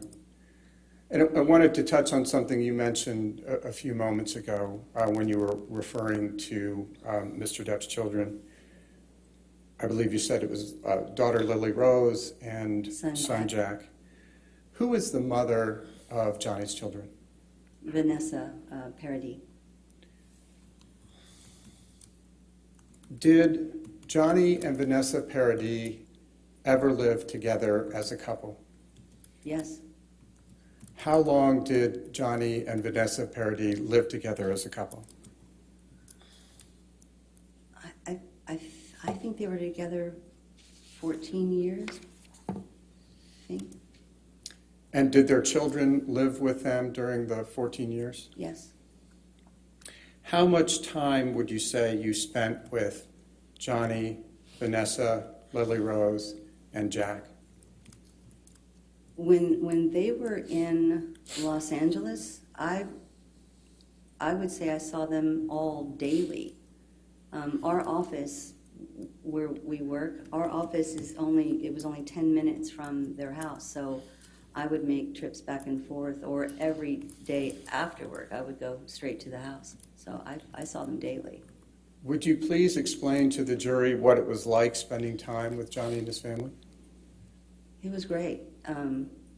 It was great. It was a normal, happy family, you know. You go there and the kids are playing and, you know, making dinner, everybody having dinner, cleaning up together, sitting around, laughing. It was great.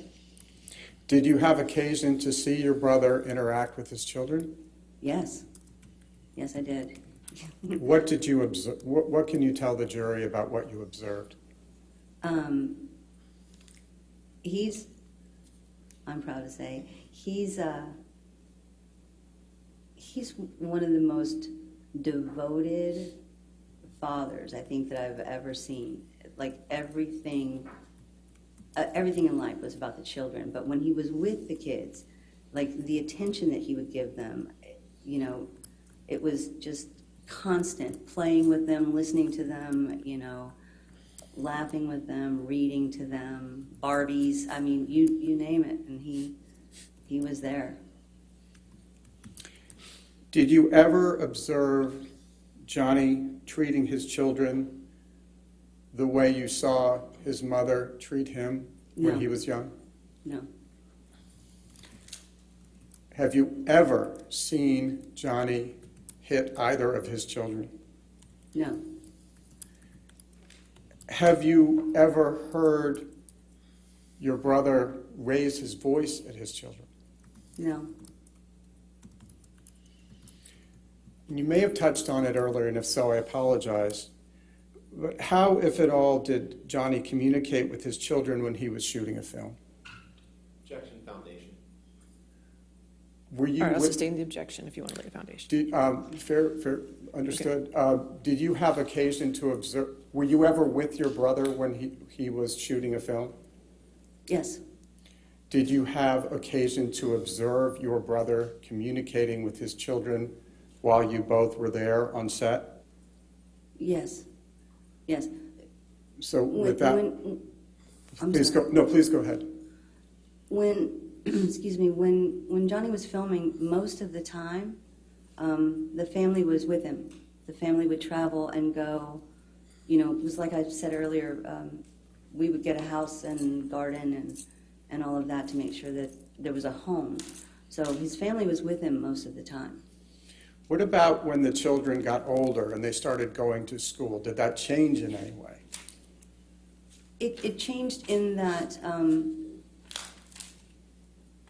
they didn't want to disrupt the children's lives when they were going to school. So if Dad had to go off and go work and the children stayed home, this is where we get into, we still maintained a home for the family wherever he was filming, you know, because they would, if they had the opportunity to come back and forth.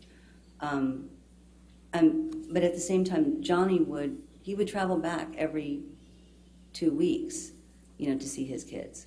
And when you say he would travel back, who was it who made those travel arrangements? I made the travel arrangements. Did you have occasion to observe Johnny interact with the mother of his children, Vanessa Paradis, over the 14 years they were together? Yes, I did. Would you please tell the jury what you observed about the interactions between Mr. Depp and Vanessa? This is directly relevant. I'll allow observations. I'll overrule the objection. Thank you very much, Your Honor. What did you observe about Mr. Depp's interactions with the mother of his children? They were a great couple. I mean, first you could see that they were friends. They were happy together. They got along great. It was a happy, normal. I'll sustain the objection at this point then. All right.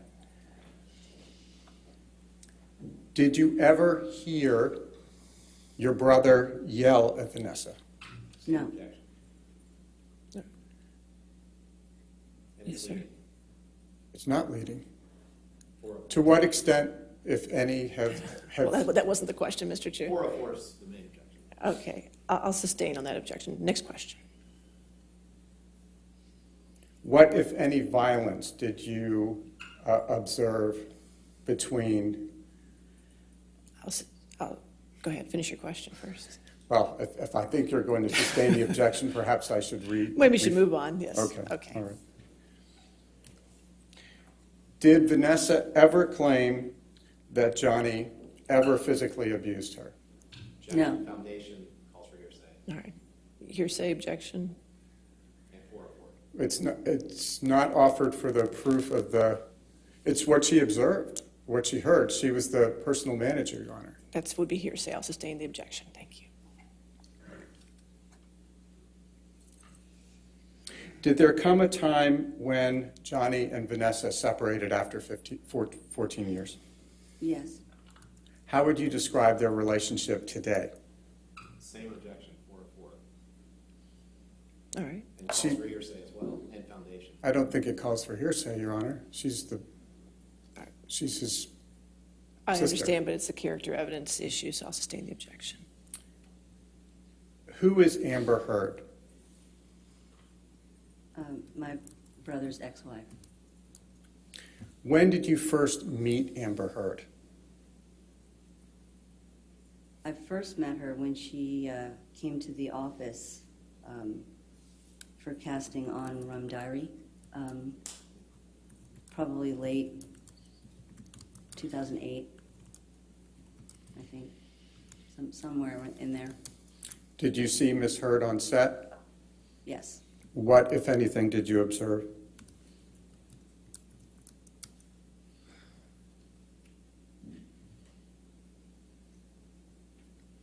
When she was working on set, I mostly observed, some of the, I was there for some of the scenes, and in between,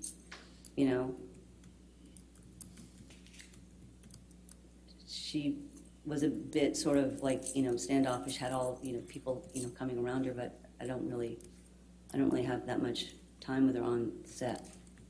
When was Rum Diary actually released? 2011, Was Johnny in that movie? yes. What role, if any, did you have with respect to Rum Diary? I was one of the producers. And after seeing Miss Heard on the set in 2009, 2010, when was the next time you saw Miss Heard? I think the next time I saw her was we were promoting Rum Diary towards the end of 2011, I think. I was not able to go on the full promotional tour where we do screenings for people around the country. But I was able, because my mom was sick, but I was able to attend the one in Los Angeles. So I saw her at that event. What did you observe? So you attended the premiere? I attended the premiere and the dinner afterward, yes. Would you please describe for us what you observed at the premiere, At the dinner, at the dinner?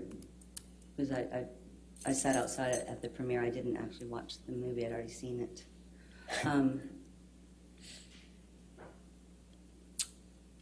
I sat at the same table with some of the other people involved in the cast. So I saw Johnny and Amber, they were seated together. I saw them talking quite a bit, and she seemed very friendly that night, yes. Did there come a time when you learned that Johnny and Amber were romantically involved? Yes. When was that? I don't recall exactly. I know it was sometime after the Rum Diary premiere. To what extent did you have occasion to observe Johnny and Ms. Heard together early in their relationship?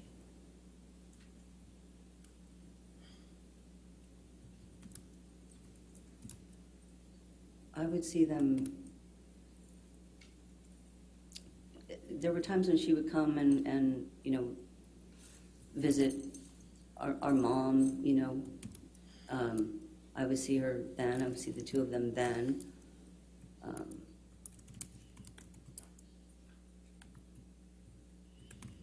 I didn't really spend a tremendous amount of time with her. Had you formed any impression of Ms. Heard at that time based on your observations? I did. I did. Look, I didn't know her very well, and I would spend time. Like I said, she would come to my mom's house. I sat with her and my mom. Object on 404. What was your impression of Amber? Based on her observation, she's describing what she observed, Your Honor. Doesn't matter. It's 404. I don't think that's right, Your Honor. I think she's describing what she observed. Right. We want to approach for a moment. Let's start.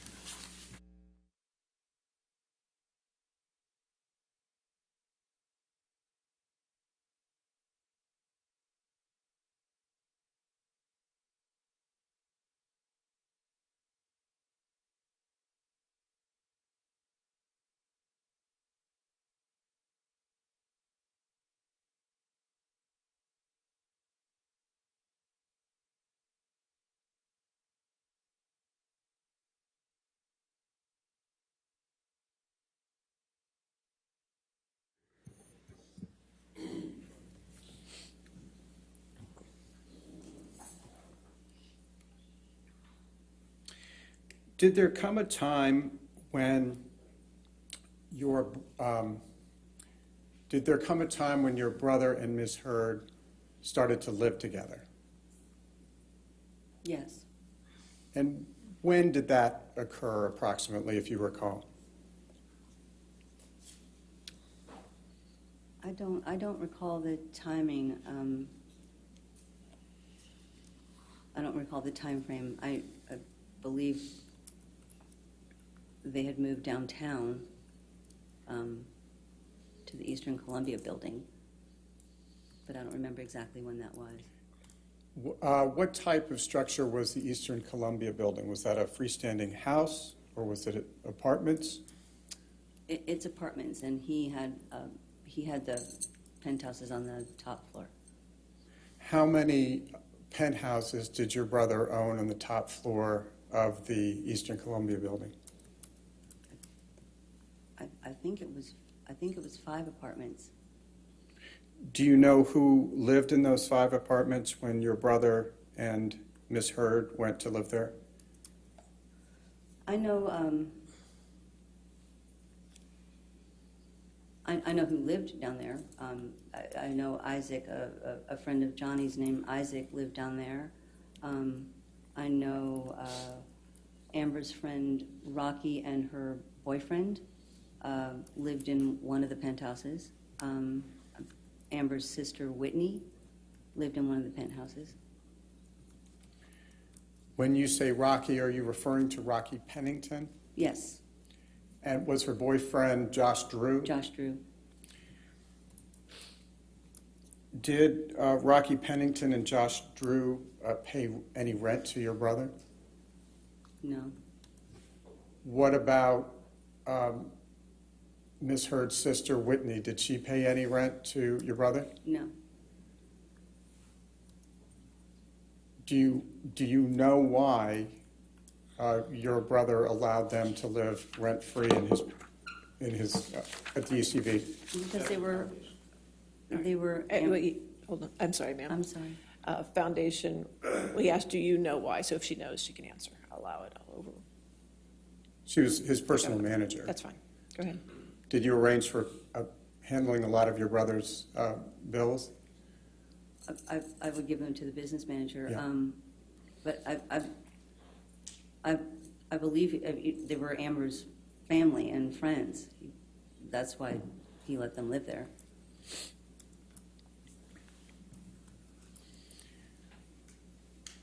How often did you see your brother when he was living with Miss Heard at the ECB penthouses?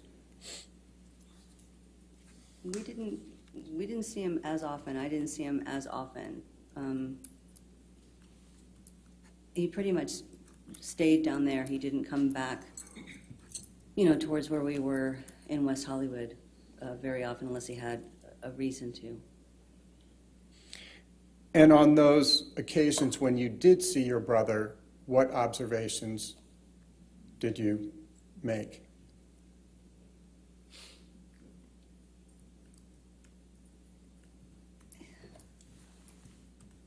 He was always in a hurry when he was able to come back. He could never sit and spend the time. It felt like he was always trying to, get back downtown. He just seemed so much sadder. He did not seem himself. He was always his person was much just sadder. Did, in that time period, when your brother and Miss Heard were living at the ECB, did you have occasion to observe them together? On occasion. Would you please describe for the jury what you observed on those occasions when you saw your brother and Miss Heard together? I mean, there's different occasions. I've seen them together when they've come into the office. I mean,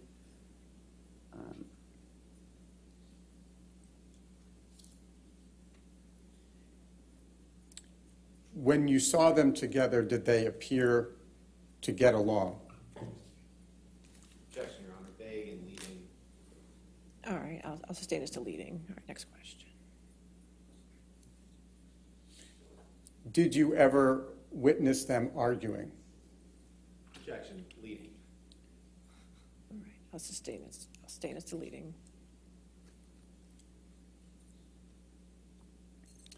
Did, in your capacity as Johnny's personal manager, do you know whether your brother and Amber ever traveled together? yes, they did travel together. There were, there were times when, when Johnny had to go do press or film, they traveled together. What type of travel arrangements did you make for the two of them when they traveled together? We would get a private plane that took them to whatever the destination was, and make sure that we had, the hotel accommodations taken care of. Part of what we did was to always make sure that we anticipated, everything. So we would do the travel, the hotels, cars, drivers. I would make sure that there was an extra hotel room, for trips when they would go. Why did you make sure there was an extra hotel room when Johnny and Ms. Heard went on trips together? Because they're, Objection to the extent that the answer calls for hearsay. All right. I don't believe it does. Okay, that's fine. You can answer, ma'am. oh, thank you. I booked the extra hotel rooms because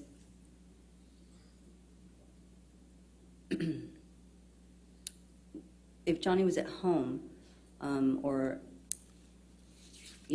anywhere like that, he was able to, if they argued, he was able to leave the room, leave the argument, and go like he's always done and hide in a different room to get away from it. When they were traveling for, the different reasons for press or whatever, and we booked the hotel rooms, I wanted to make sure that there was an extra room, because it wasn't unusual, for them to have an argument. So I wanted to make sure that there was an extra room. Did your brother ever have occasion to use that extra room that you booked for him? Yes. Objection, foundation. All right. I'll sustain his foundation if you want to lay a foundation. I think the foundation was she made all of the travel. Well, I can actually lay it through some Okay. other questions as Okay. well. She was personal manager. Whose idea was it to book an extra room for your brother when he traveled? It was my idea. And why did you do that? It was my idea because, I saw a repeat happening in life when we were kids and arguments and fighting would start to happen. Our first thing was to go and hide and, get away from it. And since I recognized what felt to be a pattern that was a repeat pattern from his childhood, I wanted to make sure that there was a place that he could do just that. Mr. Chu, the question was, did Mr. Depp ever use the extra room? And the objection was foundation. So if you want to lay a foundation of how she would have known that he used that extra room, and if not based on hearsay, that's the issue. And I move to strike that. It's not responsible. All right, I'll strike that. Okay, go ahead. Thank you, Your Honor. Did you ever book did you book your brother's hotel accommodations during the 14 years when he was with Vanessa Paradis? Yes. Did you ever book an extra room when he was with her? Objection leading. No. Overall, I'll allow that one. Go ahead. If you could repeat it, I don't think the jury heard that. I'm sorry. No, I did not. Did you ever hear your brother and Miss Heard argue? Objection calls for hearsay. Also, I'll overrule that. Go ahead. So you may answer that. No. Did you ever see or hear any physical altercation between your brother and Miss Heard? No. What can you tell us about what you did observe of your brother and Miss Heard together?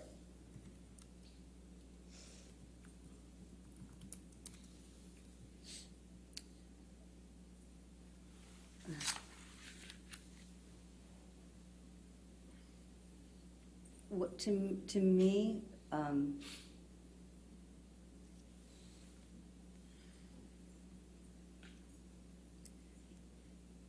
when I saw them, to me, he was always trying to make her happy.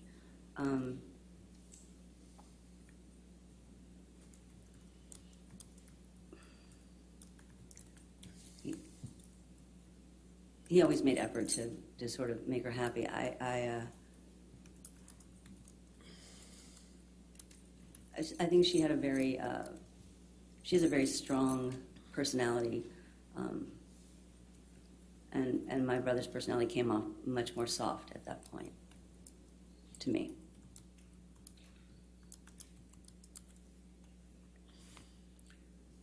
Did you observe any occasions in which Miss Heard was nice to your brother?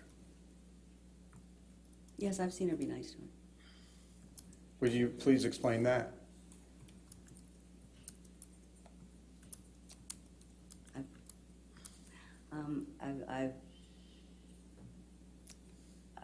I've seen her be nice in offering to bring him a drink or get him whatever. I mean, just a typical nice. I've seen that. Have you witnessed any occasions on which Ms. Heard wasn't nice to your brother? I have, actually. Would I you have. please describe those to the jury? Yeah.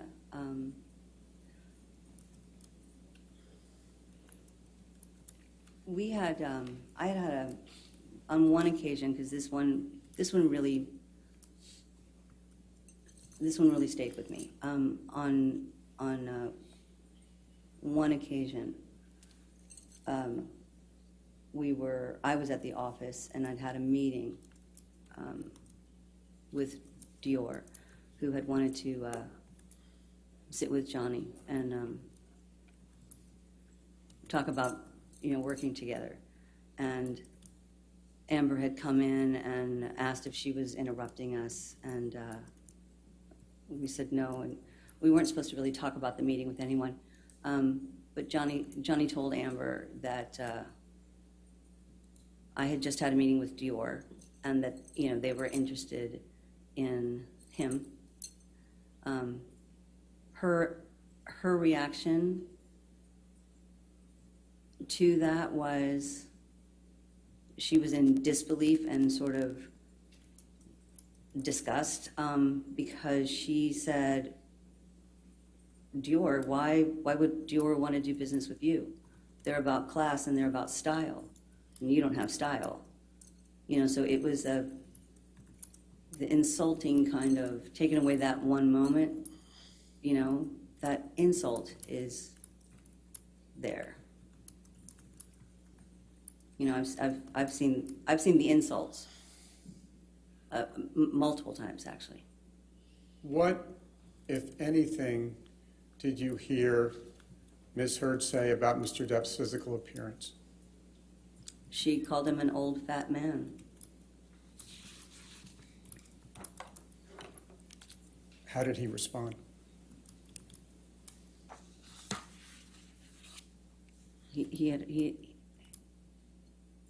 I believe he's heard her call him that himself. Now, Ms. Dombrowski, I'd like to ask you about a specific event that is relevant to this case. And just for the background, I'll say, did there come a time in 2013 when your brother was working with Keith Richards of the Rolling Stones on a documentary? Yes. Were you present? Yes, I was present at the... Was Ms. Heard there as well? Yes. If you could please tell the jury how physically close you were, or how far you were from Ms. Heard while the three of you were on the set. I was right next to her. They had gotten there, and I was close enough that I hugged her, and was standing next to her. It was a small set. And when you were standing next to her and when you were hugging her, what, if any, marks or physical injuries did you see? I didn't see anything.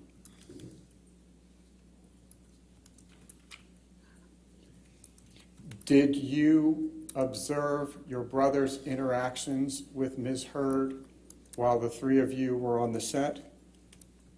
Yes. What, if anything, did you observe her doing? They were fine. She was laughing and happy and holding his hand and leaning on him, hugging him. Did your brother hug him back or hug her back? Yes, but it was mostly her hugging. And switching subjects from that time on the set, did there come a time when you learned that Johnny was going to marry Miss Heard? Yes.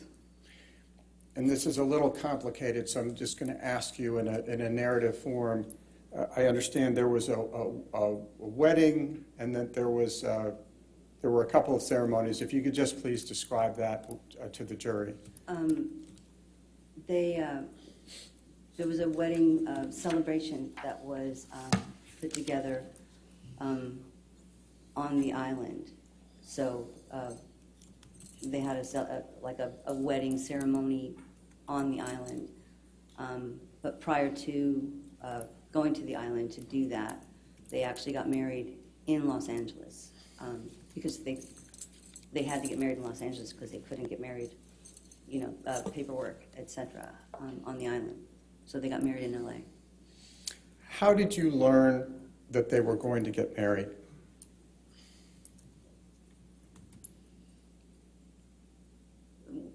We were already working on the celebration part, and I knew that the date was at some point they were going to pick a date to try to get married in Los Angeles. But I didn't know the actual date that had been decided until he called me, which was pretty much right before the date. What was your reaction upon hearing from your brother that he was going to marry Miss Heard?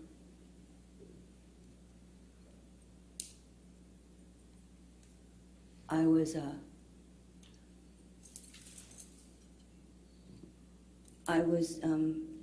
scared. I was devastated, actually, that it was going to happen as quickly as it was being pushed for. I actually tried to talk him into just waiting a little bit longer, just a little bit, and not rushing. Why did you want him to wait a little bit longer? There had been conversations about a prenuptial agreement that had been going on for a while. And as the date was approaching, for the island ceremony,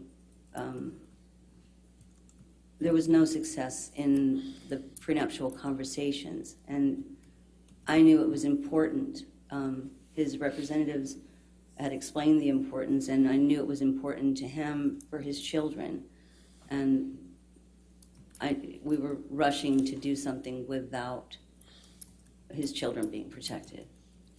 Specifically, if you could explain to the jury what involvement you had in those discussions about a prenuptial agreement. Objection is foundations to discussions with him.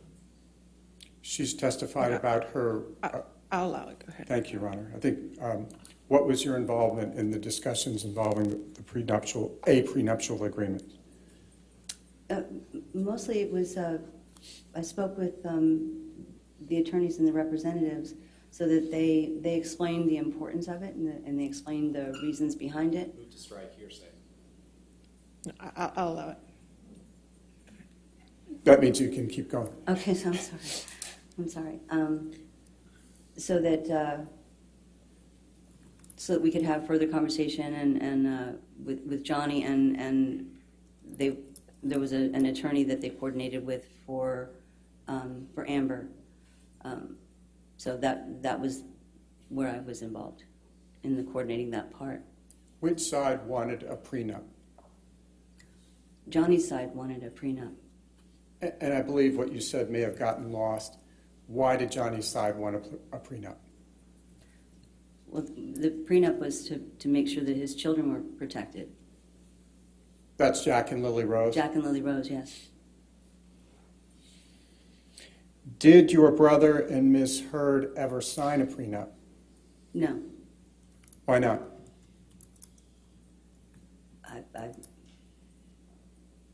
Amber didn't sign it. Did you end up, despite your misgivings, did you end up attending the wedding or the ceremony between your brother and Miss Heard on the island in the Bahamas? Yes, I did, but I also attended the actual wedding in Los Angeles. And that preceded the celebration in the Yes. Bahamas, is that correct? Yes.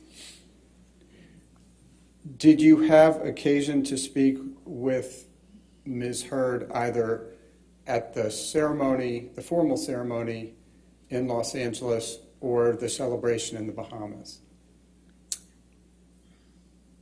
I did. At the actual ceremony in Los Angeles, they had the ceremony at our mom's house, and at that ceremony,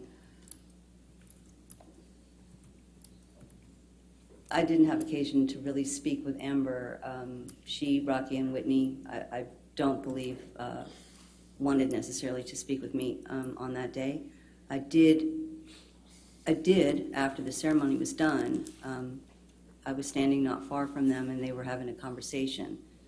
They were having a conversation actually about, about should they leak the information that they'd already gotten married at the house to the press, so that they could, maybe they didn't have to worry about the island when they did the celebration.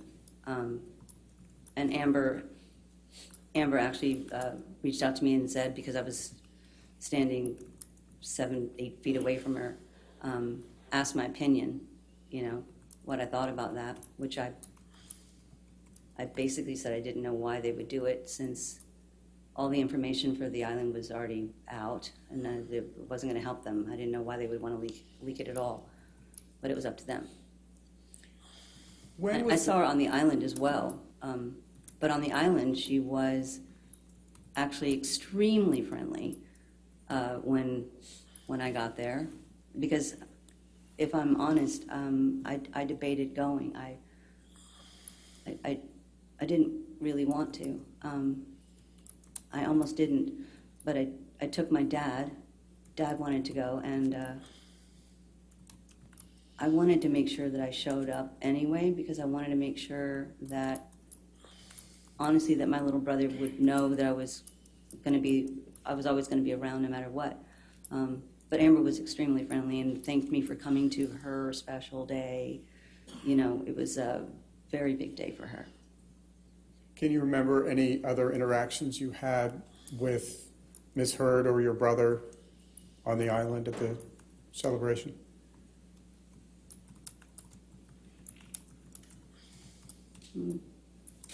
Interactions on the island? Not really. And when was the next time you saw Amber Heard after the celebration on the island?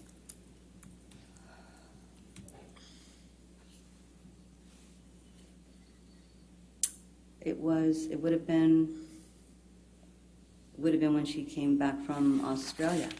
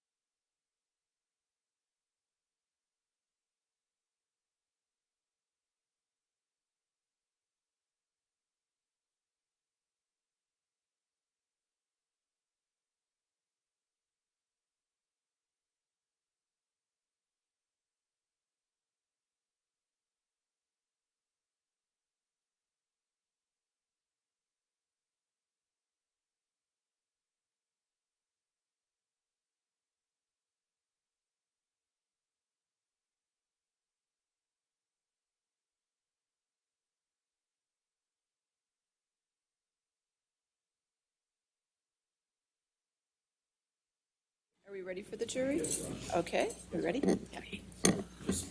Before he takes the witness back, Okay. Your Honor, you'll be pleased, we have that second order fully I am endorsed. so- very pleased. Yes, Put it in both my- of them are completed. That's great. I'll have an entry for my diary. Won't you, Ms. Ruby? Thank you. Thank you so much.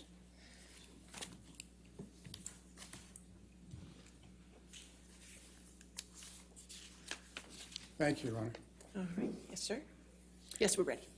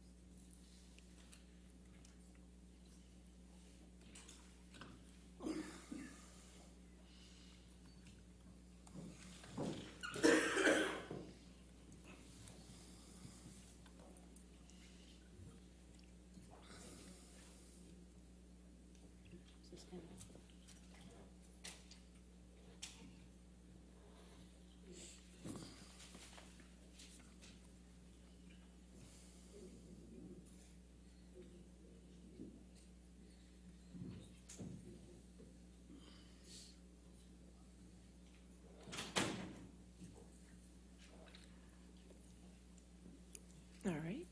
We can just be seated, and we're ready to start again. Okay, yes, Mr. Chu? Thank you, Your Honor. Good afternoon again, Ms. Dombrowski. I'm told that both you and I need to speak a little closer to our Oh, microphones. I'm sorry. Thank Okay. you.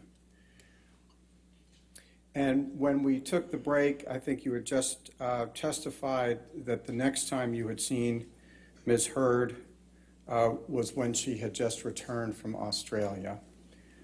Yes. What, if anything, did you discuss with Ms. Heard when she returned from Australia?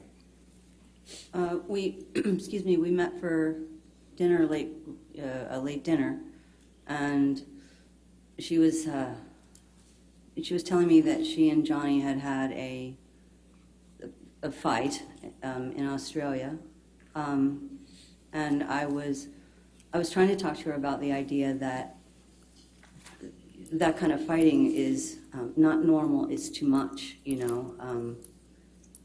It's not okay. But she told me that I needed to basically get down off my cross and mind my own business. She said that Johnny liked that she was feisty. You know, she was feisty, and then he loved it. And that Jerry Judge and I needed to stay out of her marriage. So that was the basic conversation. Did you respond at all when Ms. Heard told you to get off your cross? I just kept saying that fighting is not normal. This kind of fighting is not normal. How close were you to Ms. Heard when you were having this conversation? We were right next to each other, right? Like right here. Did you see any marks or any discoloration on her face? No. Now, Ms. Dombrowski, I'd like to shift gears again and ask you about the period in April and May of 2016. If you could please let us know, as of April 2016, what was the state of your mother's health?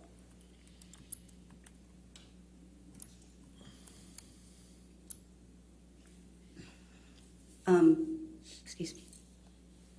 Mom had been, she had been in the hospital for quite some time, and like a long, steady pace from November. So by April, she was, we knew that she was towards the end of her life. So that's what April basically was, and it went into May. In May, we gathered everybody to come say goodbye to her. How often, if at all, did you visit your mother in April 2016? She was in the hospital, so I was with her pretty much every day. I was a 24/7 when I wasn't, at the office or something, Did you ever see Johnny at the hospital? Yes. How often did you see Johnny at the hospital in April 2016?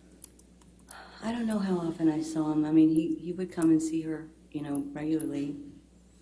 Even before that, when there was a period we were trying to help her communicate, and he, brought in, different type tools, pens, pencils, drawing, crayons, just to try to help her communicate.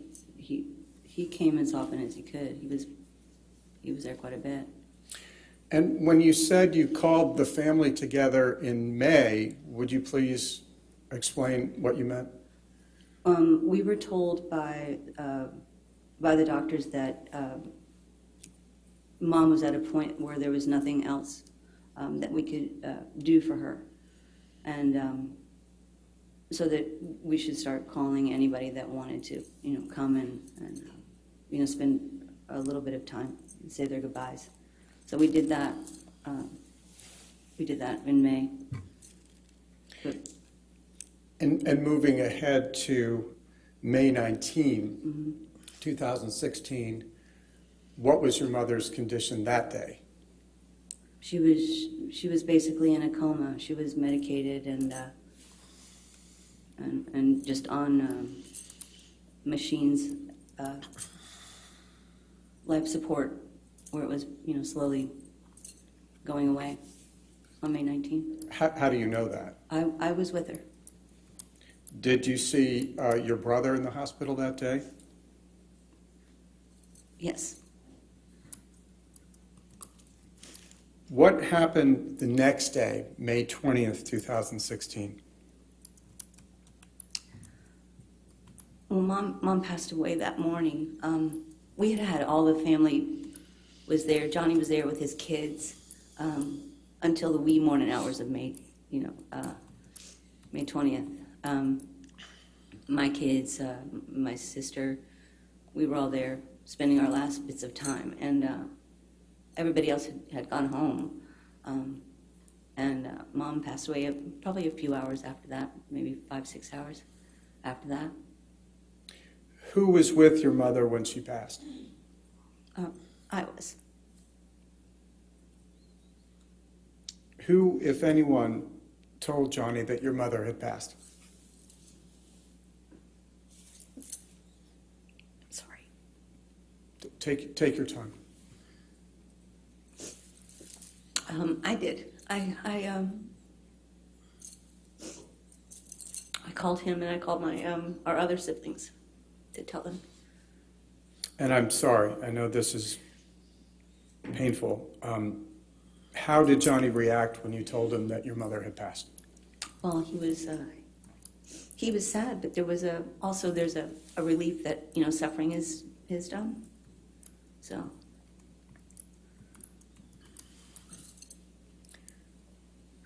He was mostly trying to make sure that I was okay, and I was going to leave and not stay there and, sort of take on everything by myself. So he asked about how you were doing. Oh, yes, that became quite a big topic. Yes. Ms. Dombrowski, did you see Johnny the next day, Saturday, May 21, 2016? I did.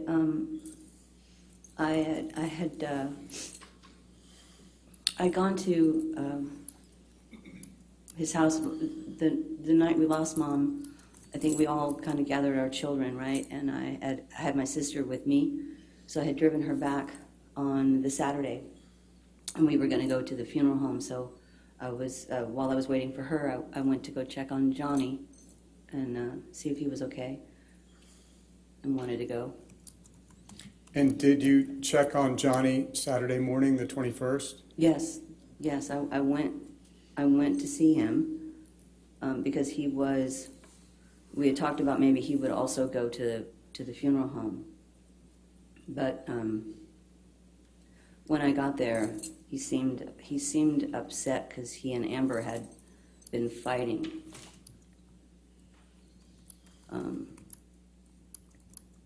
What else happened when you first met with your brother on the morning of the 21st when you were talking about going to the funeral home?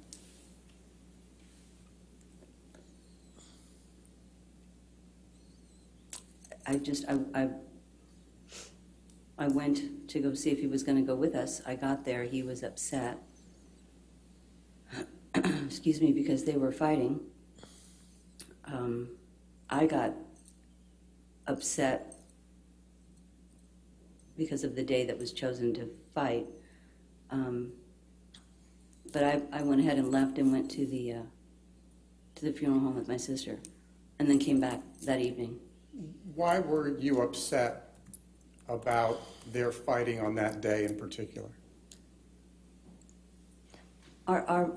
We had just lost our mom the day before, so I feel like that there might be the need for a little compassion, no fighting on that day. Did Johnny end up going with you to the funeral home that day? No, I went ahead and went, and he was gathering his stuff because he had to go pick up some items because he was going to go on tour. Did you see Johnny again that day once you left him to go to the funeral home? Yeah, I came back that evening. I came back. I was taking care of my sister for a bit, and then before I left to go home, I stopped at his house to make sure that he was okay, and I saw him then. And what happened when you went over to see that he was okay? He was talking to a couple of people. I saw him briefly. He seemed to be all right, and I spoke to Jerry Judge, and they had just come back from him picking up items down at the downtown at the loft. So when you met him the second day that time, when you met him the second time that day on May 21, did you meet with him at his Sweetser house or at the ECB? No, I went to the Sweetser house. He had gone down to the penthouse to pick up some of his stuff because he was going to be leaving, to go on tour. And I just stopped by after they had just gotten back. And as of that time, the evening of May 21, your mother had just passed.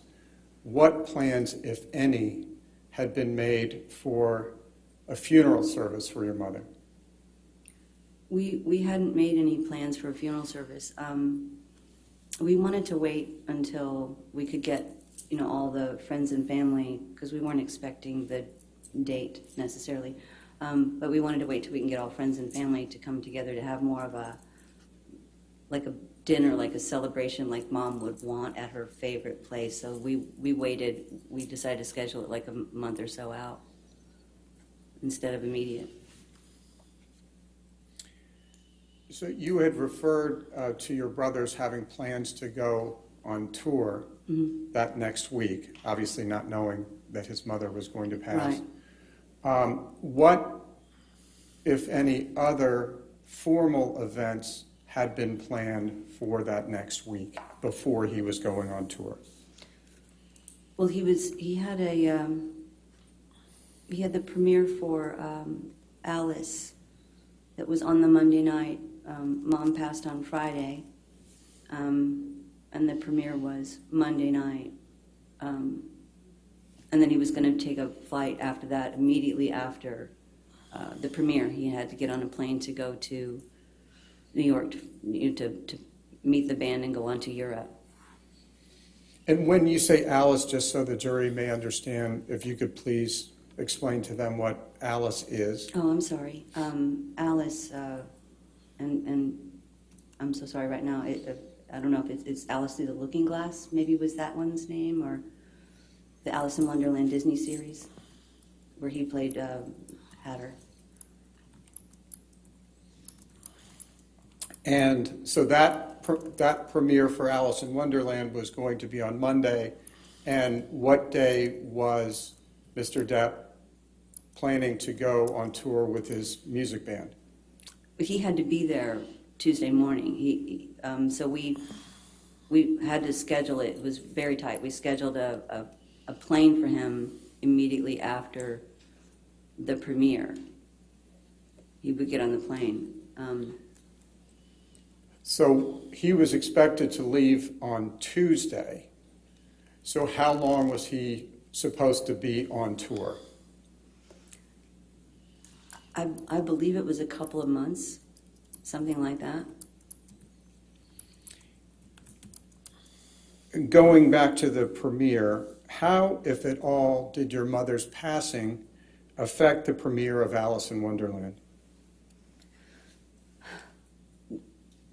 We didn't let anybody know that Mom had passed away. We kept that really close to just our, just family and friends, because he had to go do the premiere, and with the premiere he's on the carpet, and on the carpet he does interviews, and it didn't feel right on many levels to have him where people knew that Mom had passed away, and while he's trying to do interviews to sort of give their condolences and their sympathies and all of that. So we kind of kept it just with us so that it wouldn't become a worldwide thing, and he could just do what he was supposed to do and do his job. And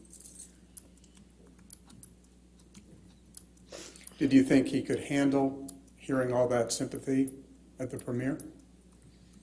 I didn't think he should handle it. I thought it would be very hard on him. It would be very hard, question after question and condolences.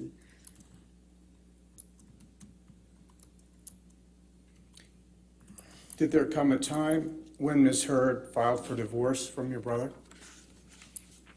Yes. When was that? I learned that she had filed on the Tuesday morning. After that premiere of the Tuesday morning, I was at the funeral home and I got a call from the attorney to let me know that she had filed. Where was Johnny when you learned that Ms. Heard had filed for divorce? He was already in New York and getting ready to travel to Europe for the tour. How did you react initially when you heard from Mr. Depp's attorney that Ms. Heard had filed for divorce?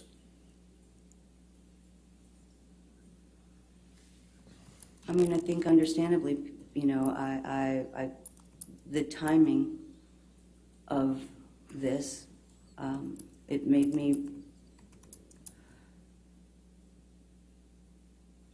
sick, actually. It really made me feel ill. It made me sad, frustrated. I can't even find the word to describe how I felt when I heard that the divorce was filed the day after, while I'm at the funeral home. You didn't think the timing of Ms. Heard's filing was appropriate? I did not. I thought something like that might have been able to wait.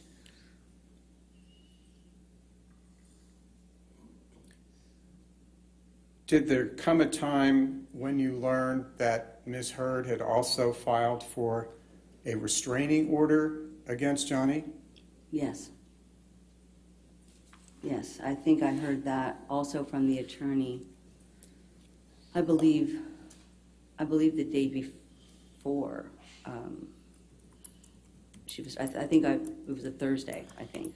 I learned that one. So this was 2 days after your brother had left for New York? Yes. Yes, because I was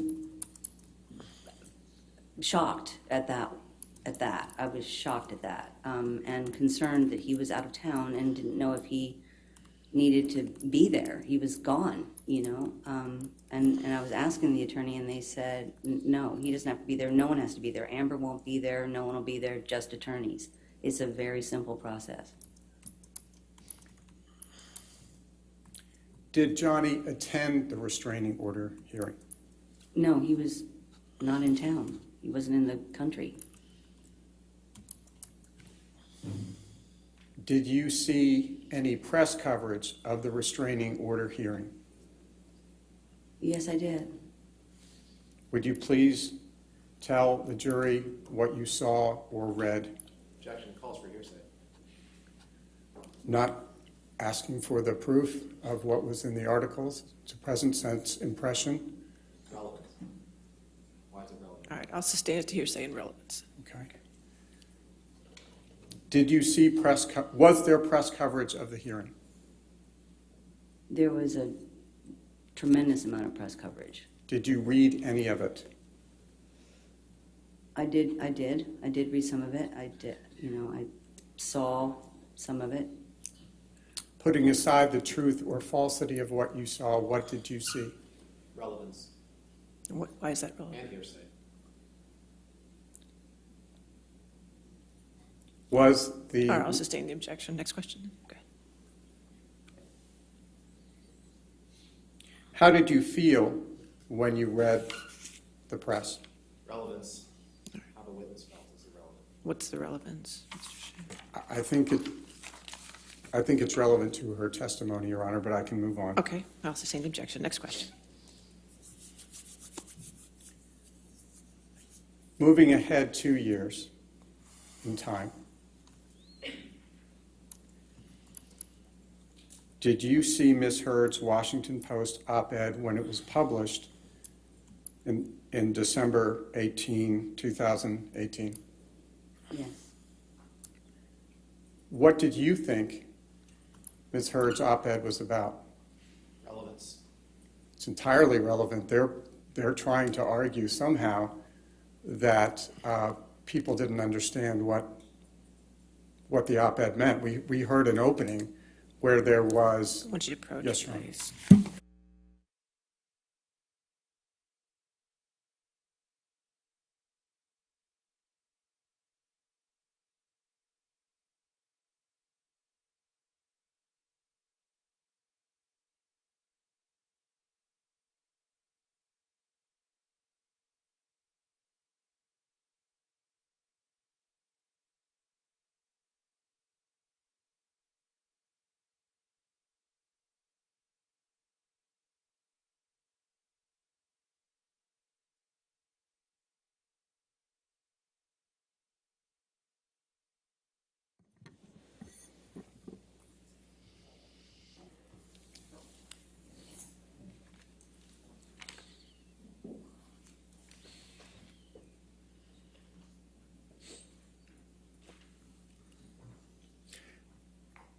Ms. Dombrowski, have you had any discussions with your brother about the op-ed?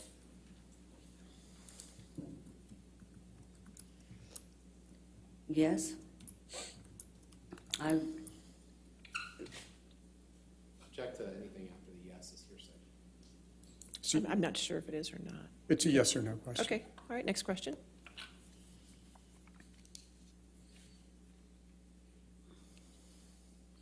As Mr. Depp's brother and as his personal manager, do you have any understanding how the publication of the op-ed has affected your brother's career? Objection, foundation, Your Honor, and hearsay. I don't know if it's You- hearsay. I apologize, Your Yeah, Honor. that's fine. But she's worked with her brother for I'll several allow that, decades. but let's see where the answer goes. You may answer. I'm sorry, would you mind asking it again? Do you have an understanding of how the publication of the op-ed has affected your brother's career? Yes.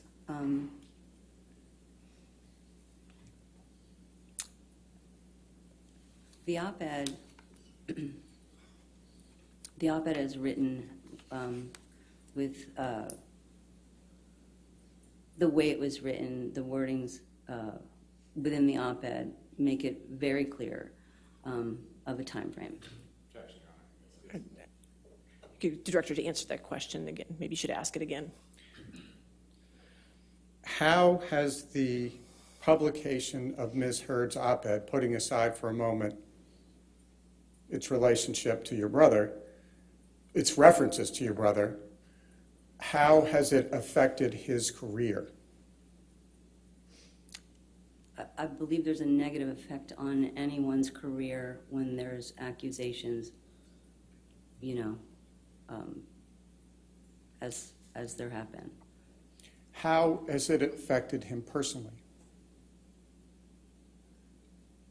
Objection, foundation. She's his sister, Your Honor. I'll allow it. Go ahead.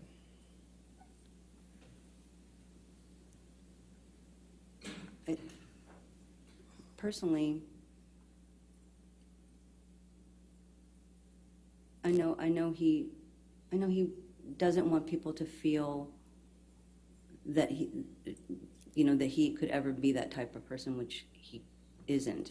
And to know that actually that is something that is attached to him now, which trickles down to his children, where I think that part, more than anything, is the part that has bothered him, the fact that his children have to, have this in their life.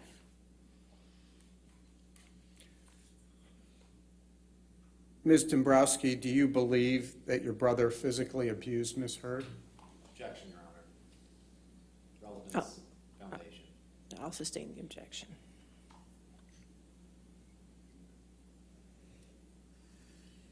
Do you believe that Ms. Heard is a public figure representing domestic violence?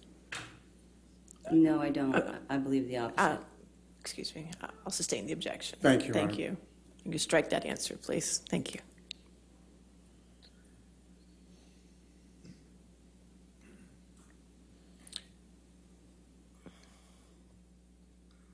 As his sister and as his personal manager for decades, are you aware of any occasion on which any woman other than Ms. Heard has ever accused your brother of any type of physical abuse? Objection, foundation, hearsay. I'll allow the answer. No.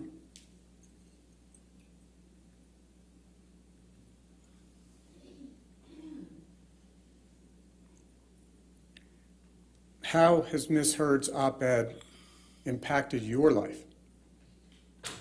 Objection, relevance. What's the relevance? Thank you, Your Honor. That's all I Okay. have right All now. right. I'll withdraw a question. Okay. All right. Cross-examination? Thank you, Your Honor. Yes, sir.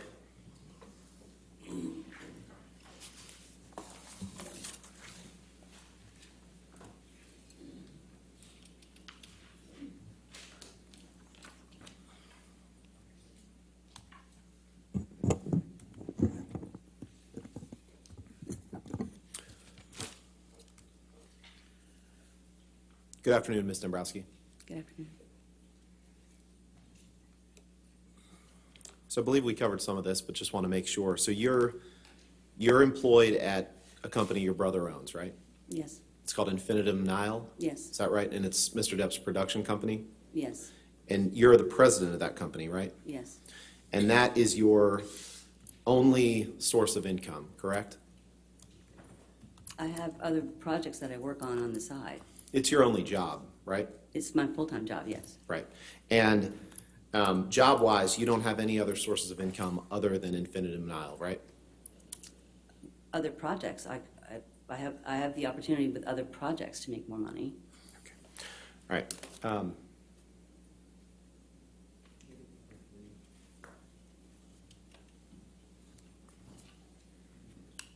Your Honor, may I approach? All right. If you could just show counsel what Sure. you're approaching with.